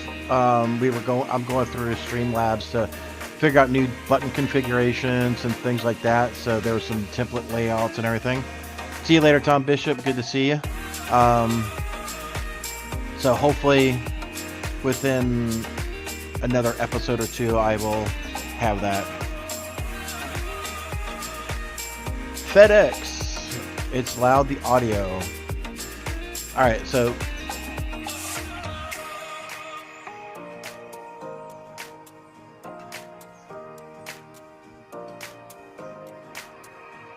everybody let me know, how's the audio right now before I go further?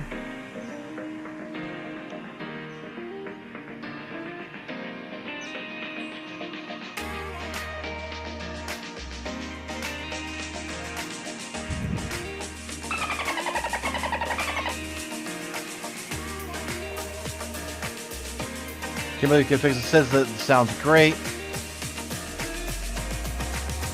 Hot soup, cold soup. Good to see you as well. Good to see you.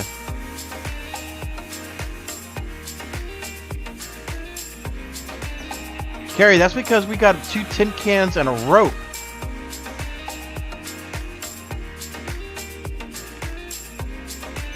Cyber Eddie. Cyber Eddie asks, I would like to become a penetration tester, but I don't work in the industry. How could I effectively go for it for an entry-level role first?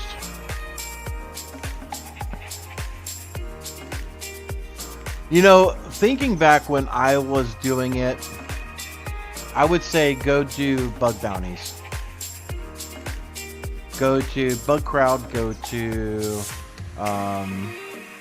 HackerOne, go to those platforms and do, bug bounties for there, and that way you can show your chops, right? So,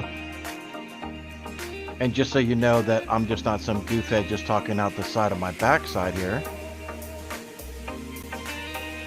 I don't flex this. Good to see you too, Case. Scott Powell. I don't mention this too often, but I do when we're talking about pen testing. So I will self-glorify myself for just a moment.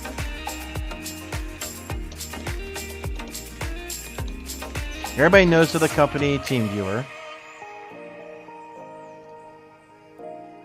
If you don't know of TeamViewer, except because it's a sandbox, I don't really care. Zoom it in. So in their, wow, goodness gracious. Where is it? So they have on here their Hall of Fame. This is a group of people who have, done very, very well at exploiting things on the TeamViewer platform. And you can see, 2024, here are the the 3 Hall of Famers. And you will see me in 2021. I'm not sure if I'm still allowed to talk about that one, but, this was because of bug bounties. So, definitely do that. FedEx, are you using an RDP to a clean VM, or is that a cloud computer? Yes and no. That is Sandbox. I'm not sure if you can see that up there, Windows Sandbox. So it opens up as a Mimic RDP session. And that's how you access that.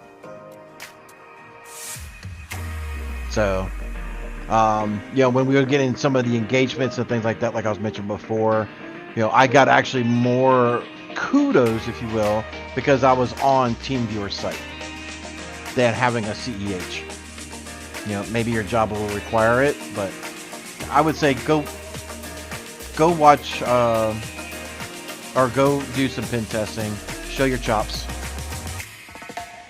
Having the ability to be able to do stuff and be able to demonstrate that on very public forums like this is you definitely rise to the top of credibility levels, right? So that would be my recommendation. FedEx, better now. Let's get to the screwball topic. What do you want to talk about? Stop calling me a screwball. I told you I'm in a very weird, playful mood. I think it's sleep depression or sleep deprivation. But we'll go with it.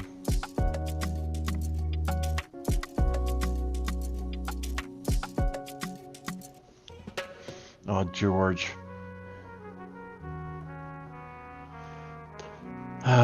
George, what's going on, buddy? I say it every time I see you. You and I do definitely need to get. I will be. George,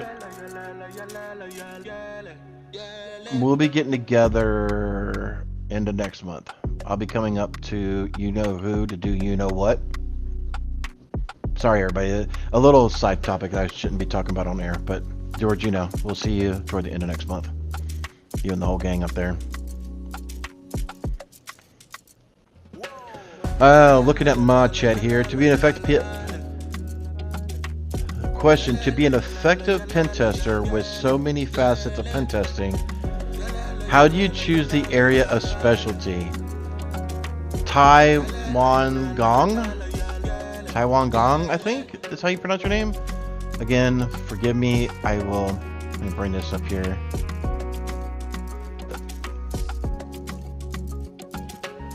So that really is an internal question that you have to ask yourself. And I am very, very good at finding nuggets. I'm very good at finding legacy SSH keys. I'm good at just finding little tidbits. I was never good at Java and doing the whole Java exploits and .NET exploits. That just wasn't, I couldn't read that programming language. I tried and tried and tried. And I know Java is very hard for a lot of people, and that's a special craft all in itself to be able to do Java. But it's just, that just was not me, right? So I was very good at a lot of subdomain takeovers where that should not have been taken over. That I was good at, again, finding a lot of nuggets that IT people and other infrastructure people would leave behind. That they didn't expect to be left behind by any means. So, OSINTing was a very, very strong thing with me in being able to exploit a lot of that stuff.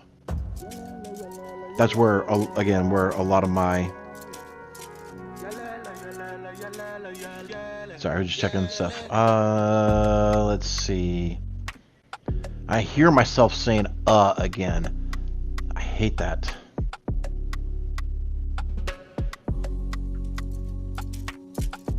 Bear with me, I'm just looking at mod chat. Question, what is your preferred VM, OS, or hypervisor? So, I am a huge fan of VMware. I know there's a lot of controversy about the buyout and new licensing and stuff like that, but I prefer a Linux OS as my hypervisor. I just do.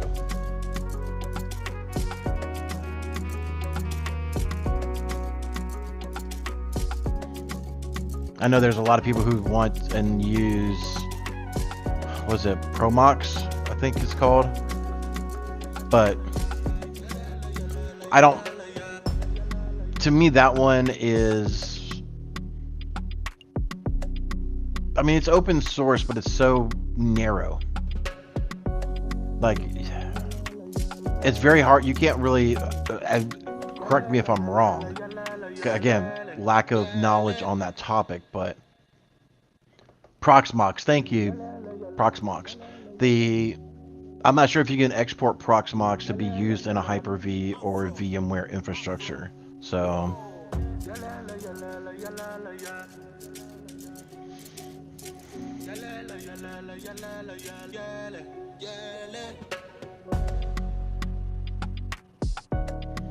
Casual Joseph, yeah, a Linux OS as your, yeah, so VMware is a flavor of Linux.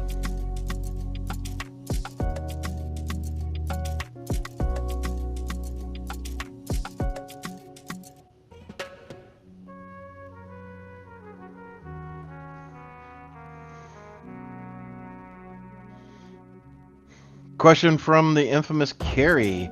Eric, I've been using VirtualBox with my old computers. What do you think of that one? VirtualBox is good for if you're just learning and testing.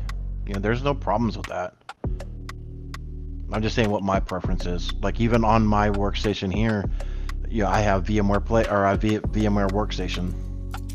So let me know if y'all have questions. Willing to stick around a little bit. This is actually good to sit back in the seat.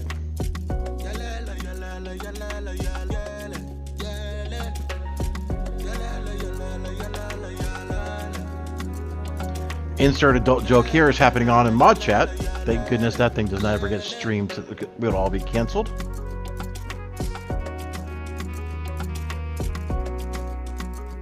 So the pain commented, said, I got your cybersecurity, the few, the proud, the paranoid, yes sir, and word around Washington DC. I got a lot of stares by people in suits or polos. I love it.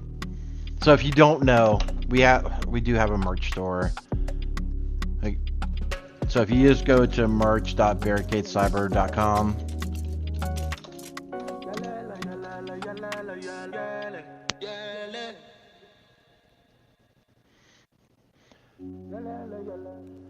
Joseph, it's still got to be an OS, goofhead.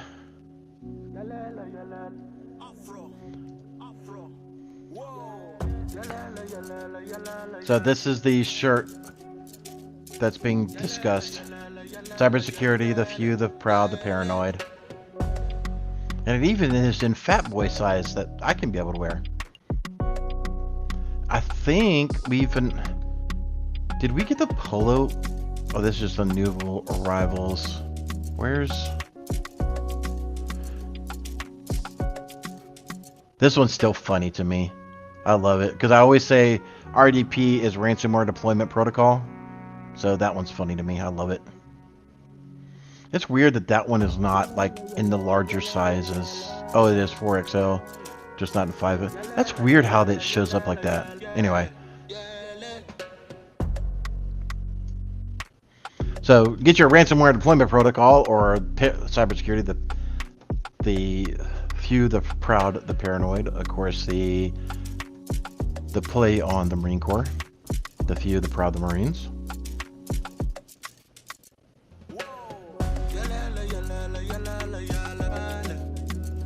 But I am glad that you wore that around DC. That is hilarious as crap. Oh, we will make an announcement later when it gets closer to time. But we are, of course, the black sponsor. Barricade Cyber is the black sponsor for Wawa Hackin' Fest.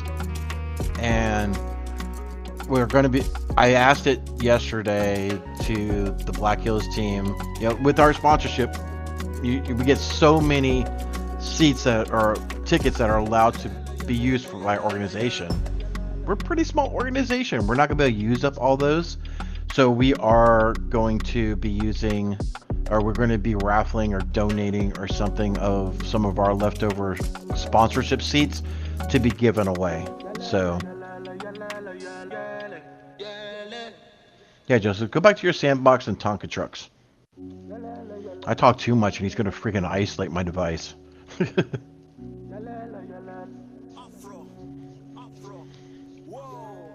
Yeah, Kimberly can fix it. We do need a polo version and we do need a hoodie version.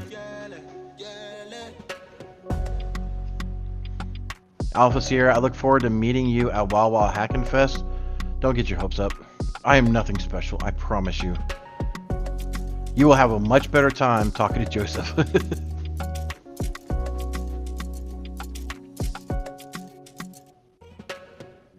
What super chat? Thank you so much, Nerman. Yeah, hi, Eric. Stop scrolling. Is learning about penetration testing through YouTube videos on topics like client-side injection effective for? Yes.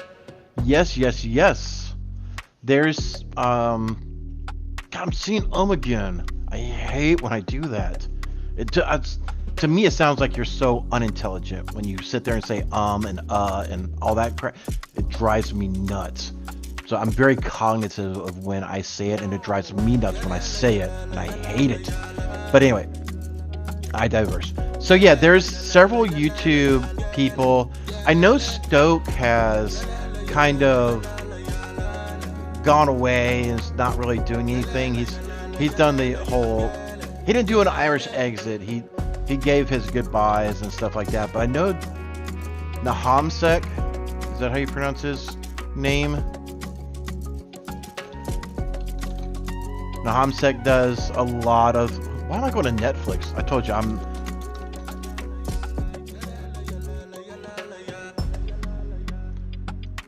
Yeah, Nahamsek. Stoke is really good. If you, let's see. See if I can find him here. There we go. Stoke Bug Bounty. Pretty cool. Shush. So yeah, check out Stoke Frederick. I'll put it here in chat. He does a lot of good stuff. I almost said it. Tom Nom Nom.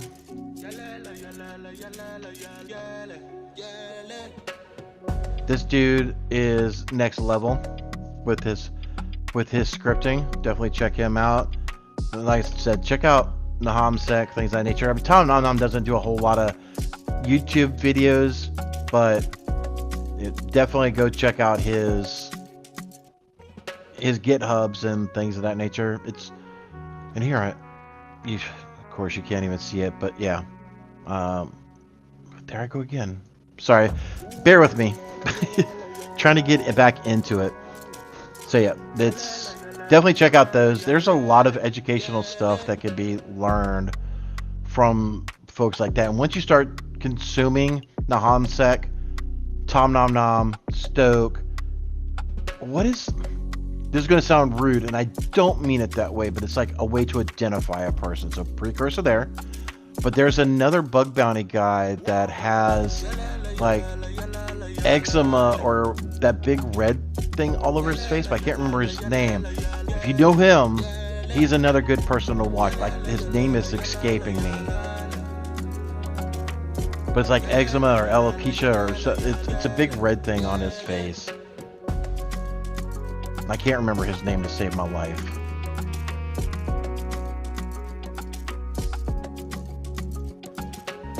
Brett, so yeah.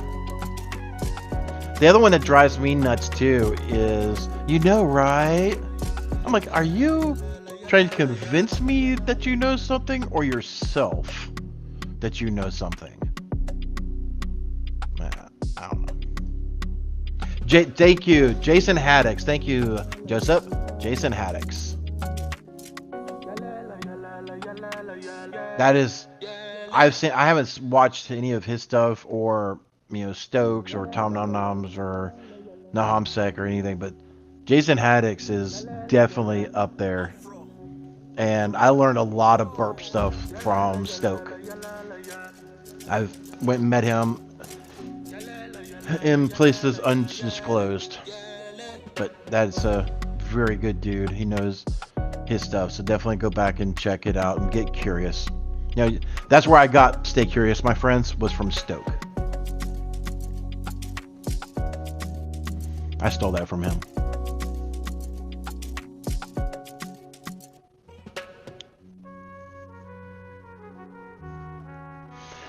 Kimberly can fix it. I say that a lot, to be honest with you. So she says, how does that make sense? That one really gets me. And I guess it depends on the context.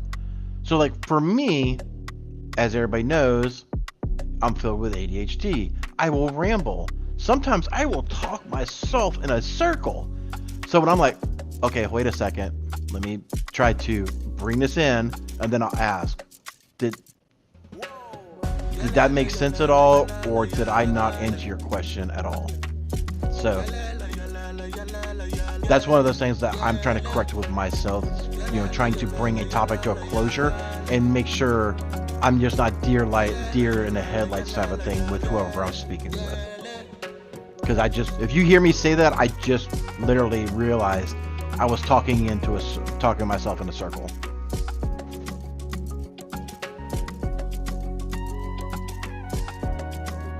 Yeah, it definitely depends. Again, it definitely depends on the context.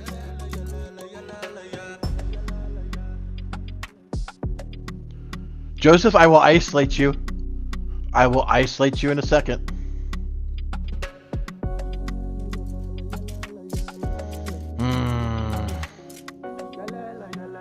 That's one of those things that one really gets me. I'm just like, I want to see you beg to differ. I want you to get down on one knee or on both knees and be like, differ.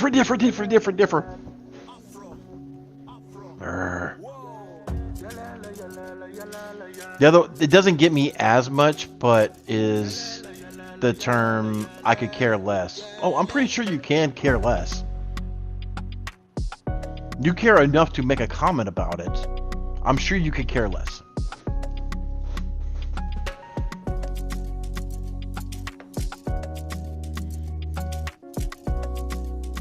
Absolutely, Pablo.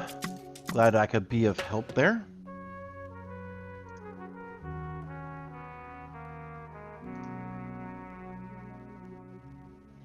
And when you're an introvert, FedEx,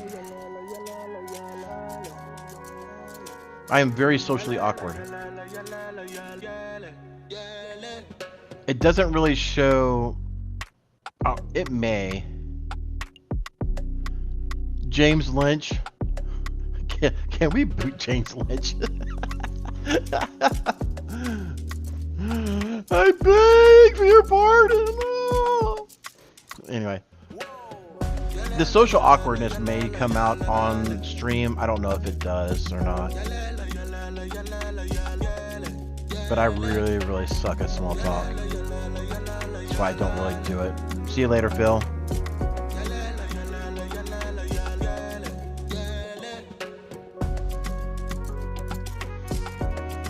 All right, we will stick around for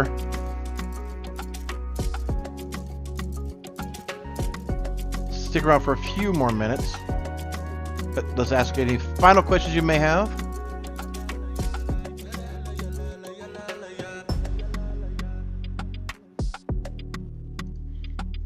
Yeah, that'll just be a general question. I don't have...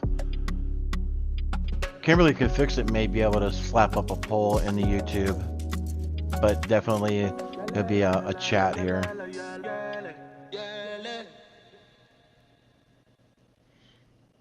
Kimberly, don't say that ever again in my chat.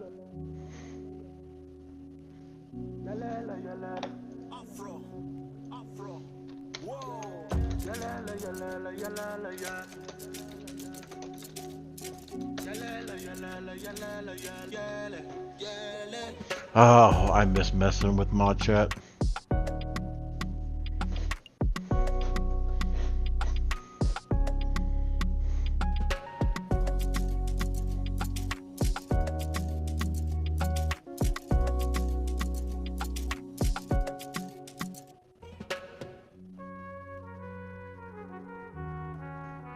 I wish I had that talent, Pamela. I wish I did.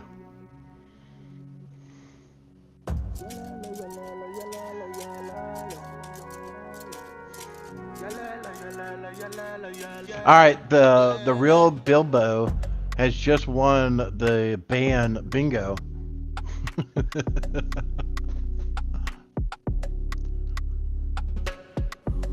Not only did the real Bill Bingo give me an unlimited circle of dislikes, but he also dropped this hot mess express.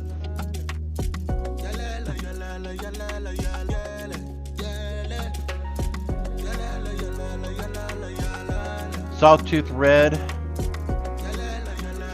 for Stoke Haddix and the other Tom Nom Nom. What are we looking to gain from them overall? It's if you're in pen testing, look at what they do. Look at how their mentality and their methodology is. A lot of Stoke videos go into it. I know a lot of his Nahamsek. Nahamsek does it really, really well for going into his methodology and his thoughts and things of that nature. So again, if you're not into pen testing, ignore that whole subset of conversation. All right, last call for questions, ladies and gentlemen. Last call for questions. If you have them, drop them. Drop it like it's hot, y'all. Drop it like it's hot.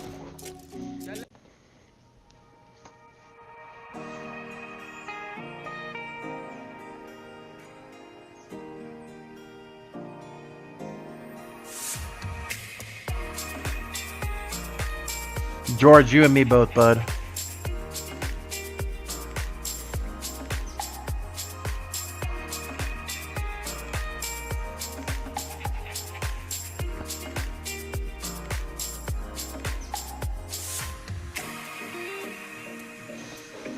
Thanks, Kimberly. Can fix it. So, as we get ready to wind this thing down, let me bring this up. Please be mindful. After tomorrow's Simply Cyber's daily threat briefing will be the show for two cyber chicks with Erica McDuffie and Jack Scott. So definitely stick around and look for that.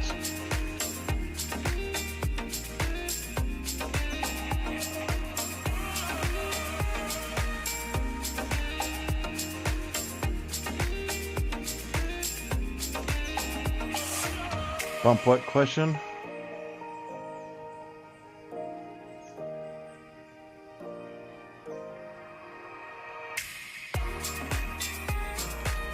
Oh, so I've read Herbert. Question: I've asked the past couple of jaw jackings, but I'd love to hear your thoughts on the best way to learn SOAR and scripting skills. By Red Herbert. Oh, what is...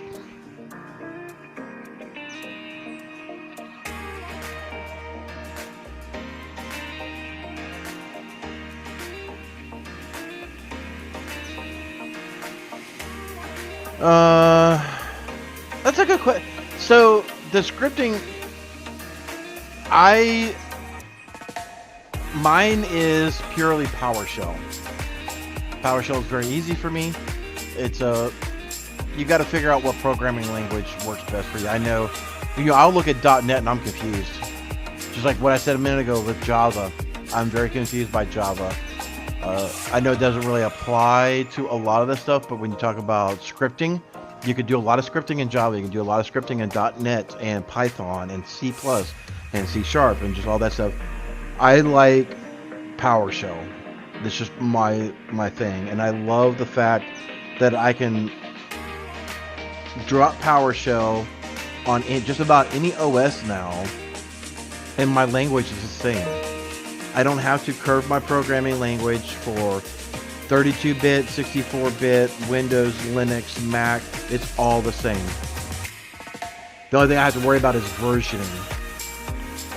So a lot of the older OSs do not have the newer PowerShell, so a lot of my scripts may not work for those older OS systems, and that's an item that I'll have to overcome in the following years. The SOAR aspect, that is one that me and Joseph are actually talking about. I'll tell you what, Reed, let me do some more digging. Again, this is something that we're struggling with as well to get put in and find some effective ways. So next Tuesday when I do the jaw jacking, I will have some more insights on you.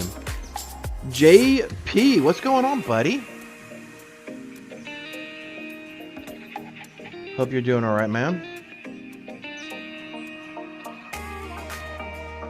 Let's see, any last questions before we head out? I know I'll do the typical sea shanty, and then we'll close out with Gerald's closing remarks.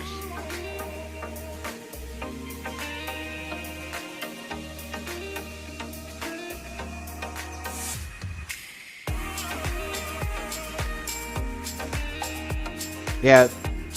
Oh, so you are here. Cool. Yeah. So yeah, Python's just not my thing. I can reverse engineer Python pretty well, but starting from scratch and trying to build out a script, I'm just not there. Like I said, I quickly understood PowerShell, and I just stayed with it. I'm like, this is just great. And I've seen the writing on the walls where more and more OSs would be adopting PowerShell. So I'm like, if I've got a universal programming language here, then why learn more? I mean, I guess it's good to know more, but even when I was doing MSP IT work, most of our stuff was pure. Oh, here's a dolphin. Let's hit it. Excuse me. But we would.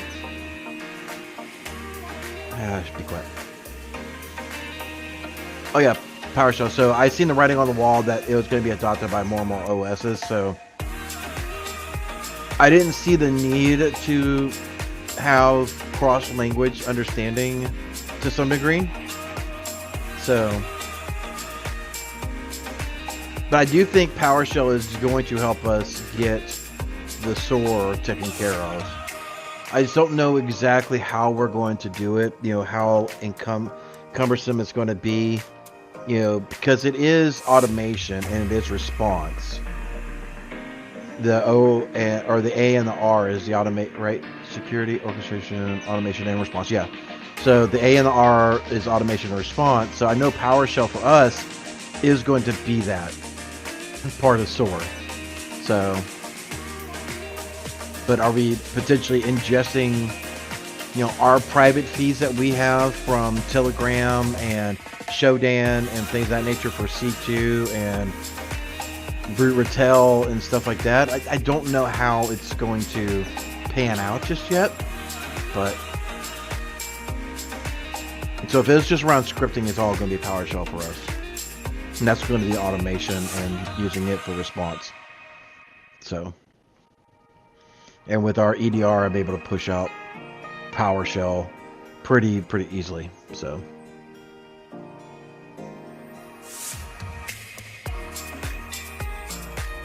You as well?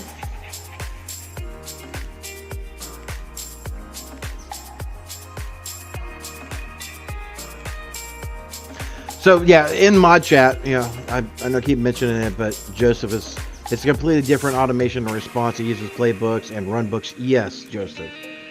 So is that, but it is. We see a detection. Let's say hypothetically, a user goes to GitHub. GitHub is not an allowed rule in ABC Corporation.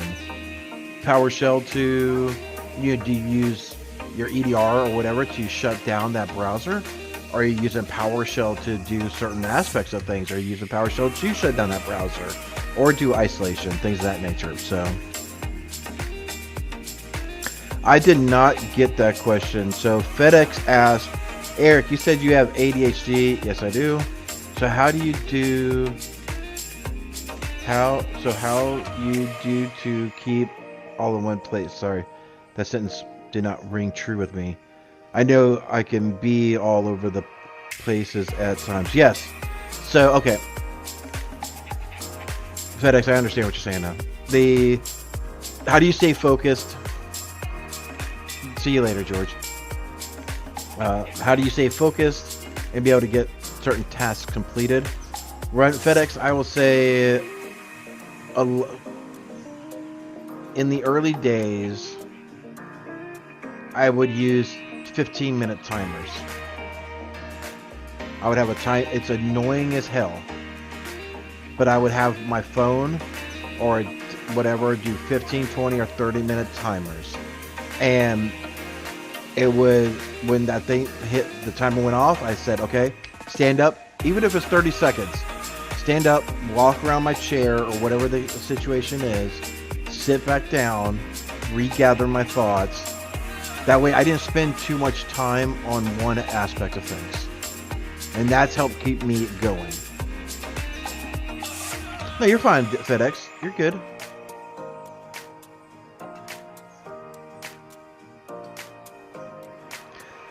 Mark, I can see that.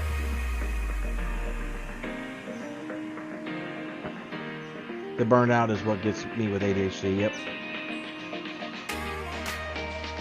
So, if you have ADHD and you start getting burnout, I feel, granted, it's like crack. It affects everybody differently to a certain degree. But I think it really depends on your intensity of ADHD. If you start suffering from burnout, I've had two different things happen to me. It's not depression, but it feels like depression, where you just completely shut down. And you're just numb to the entire world. Or you're so out of control in hyperactivity that you can't sit down. You're constantly cleaning literally 50 different things and can't get a single thing clean. Right? It's like massive hyperactivity.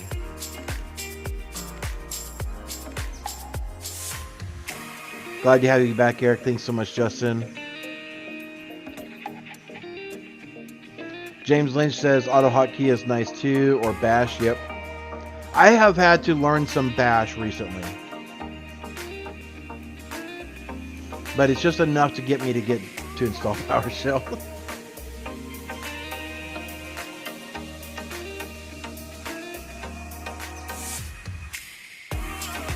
Yep, exactly. Kimberly can fix it. All right, we're coming up to the top of the hour, ladies and gentlemen. Thank y'all so much for hanging out. We do have 152 of you wonderful, wonderful people.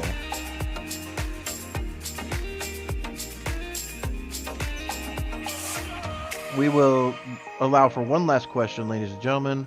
Mods, have I missed one? That one from 949 is kind of a repeat to me.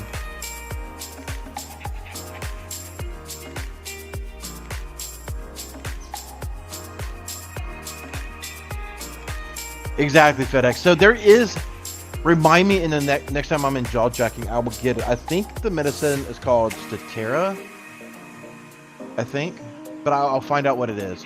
There is a non-stimulant version for ADHD that I take when I can remember to take it. And today I didn't take it. I haven't taken, oh crap, I haven't taken my medicine in about a week. That's probably why I'm all over the place and so over the top cheerful. But I have massive high blood pressure, so I can't take the stimulant versions anymore. That because I'm an old. So there's a non-stimulant version that you may want to explore. So I will try to remember to have that for next jawjacking, so that way you can be able to look it up and see if it may work for you. It does take a couple days to kind of get into the system and kind of work and stuff like that. So, again, it's the non-stimulant version, so it's not that instant,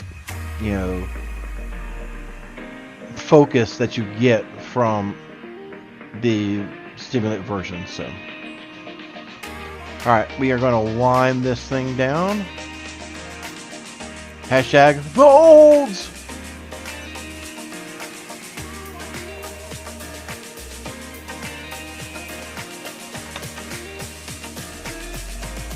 Where is it? Oh, there it is. Okay.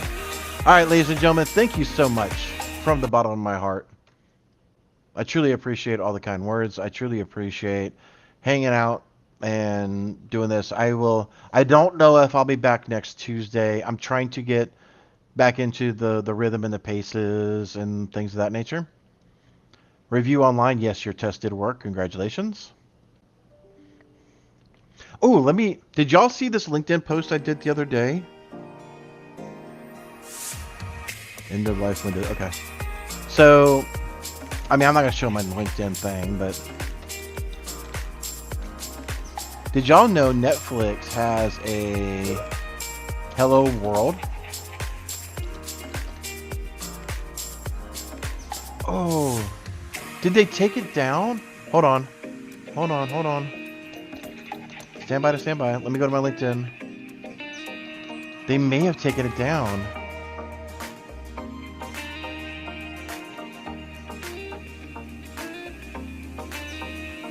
I gotta go find my post real quick. Bear with me 1 second.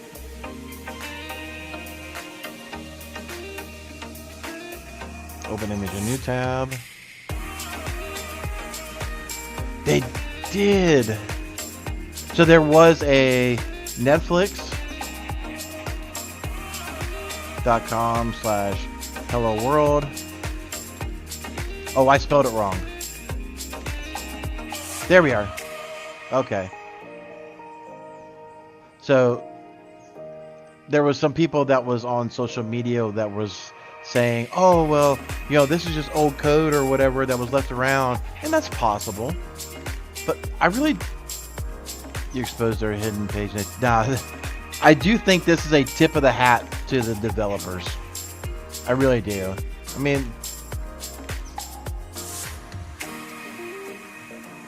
It's kind of crazy. But anyway, little nugget. You can do some sort of goofy dad joke, like even Netflix says hello or something. I don't know. Figure out dad joke here, right? But anyway, thank you all again so much for tuning in. I do greatly appreciate it. I will try to be back again next Tuesday. If not, it'll probably be the Tuesday after that. But I'm, again, trying to get back into the swing of things. So a little bit more grace, but we will get there. Until next time, y'all take care of yourselves. Stay curious and stay secure. Sea shanty, then closing remarks. A kid whose passwords laid across all sites, they were the same, a criminal, then found their fame by taking that data to go. Soon may a criminal come to steal your pictures and data and run. One day when the crime is done, they'll steal your account and go.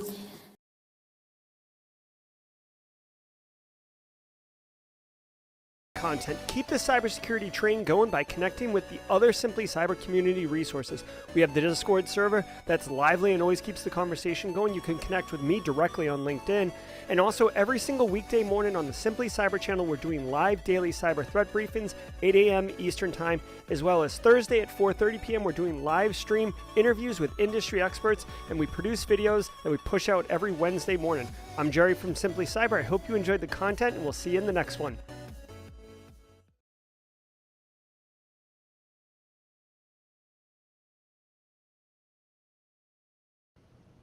To the olds!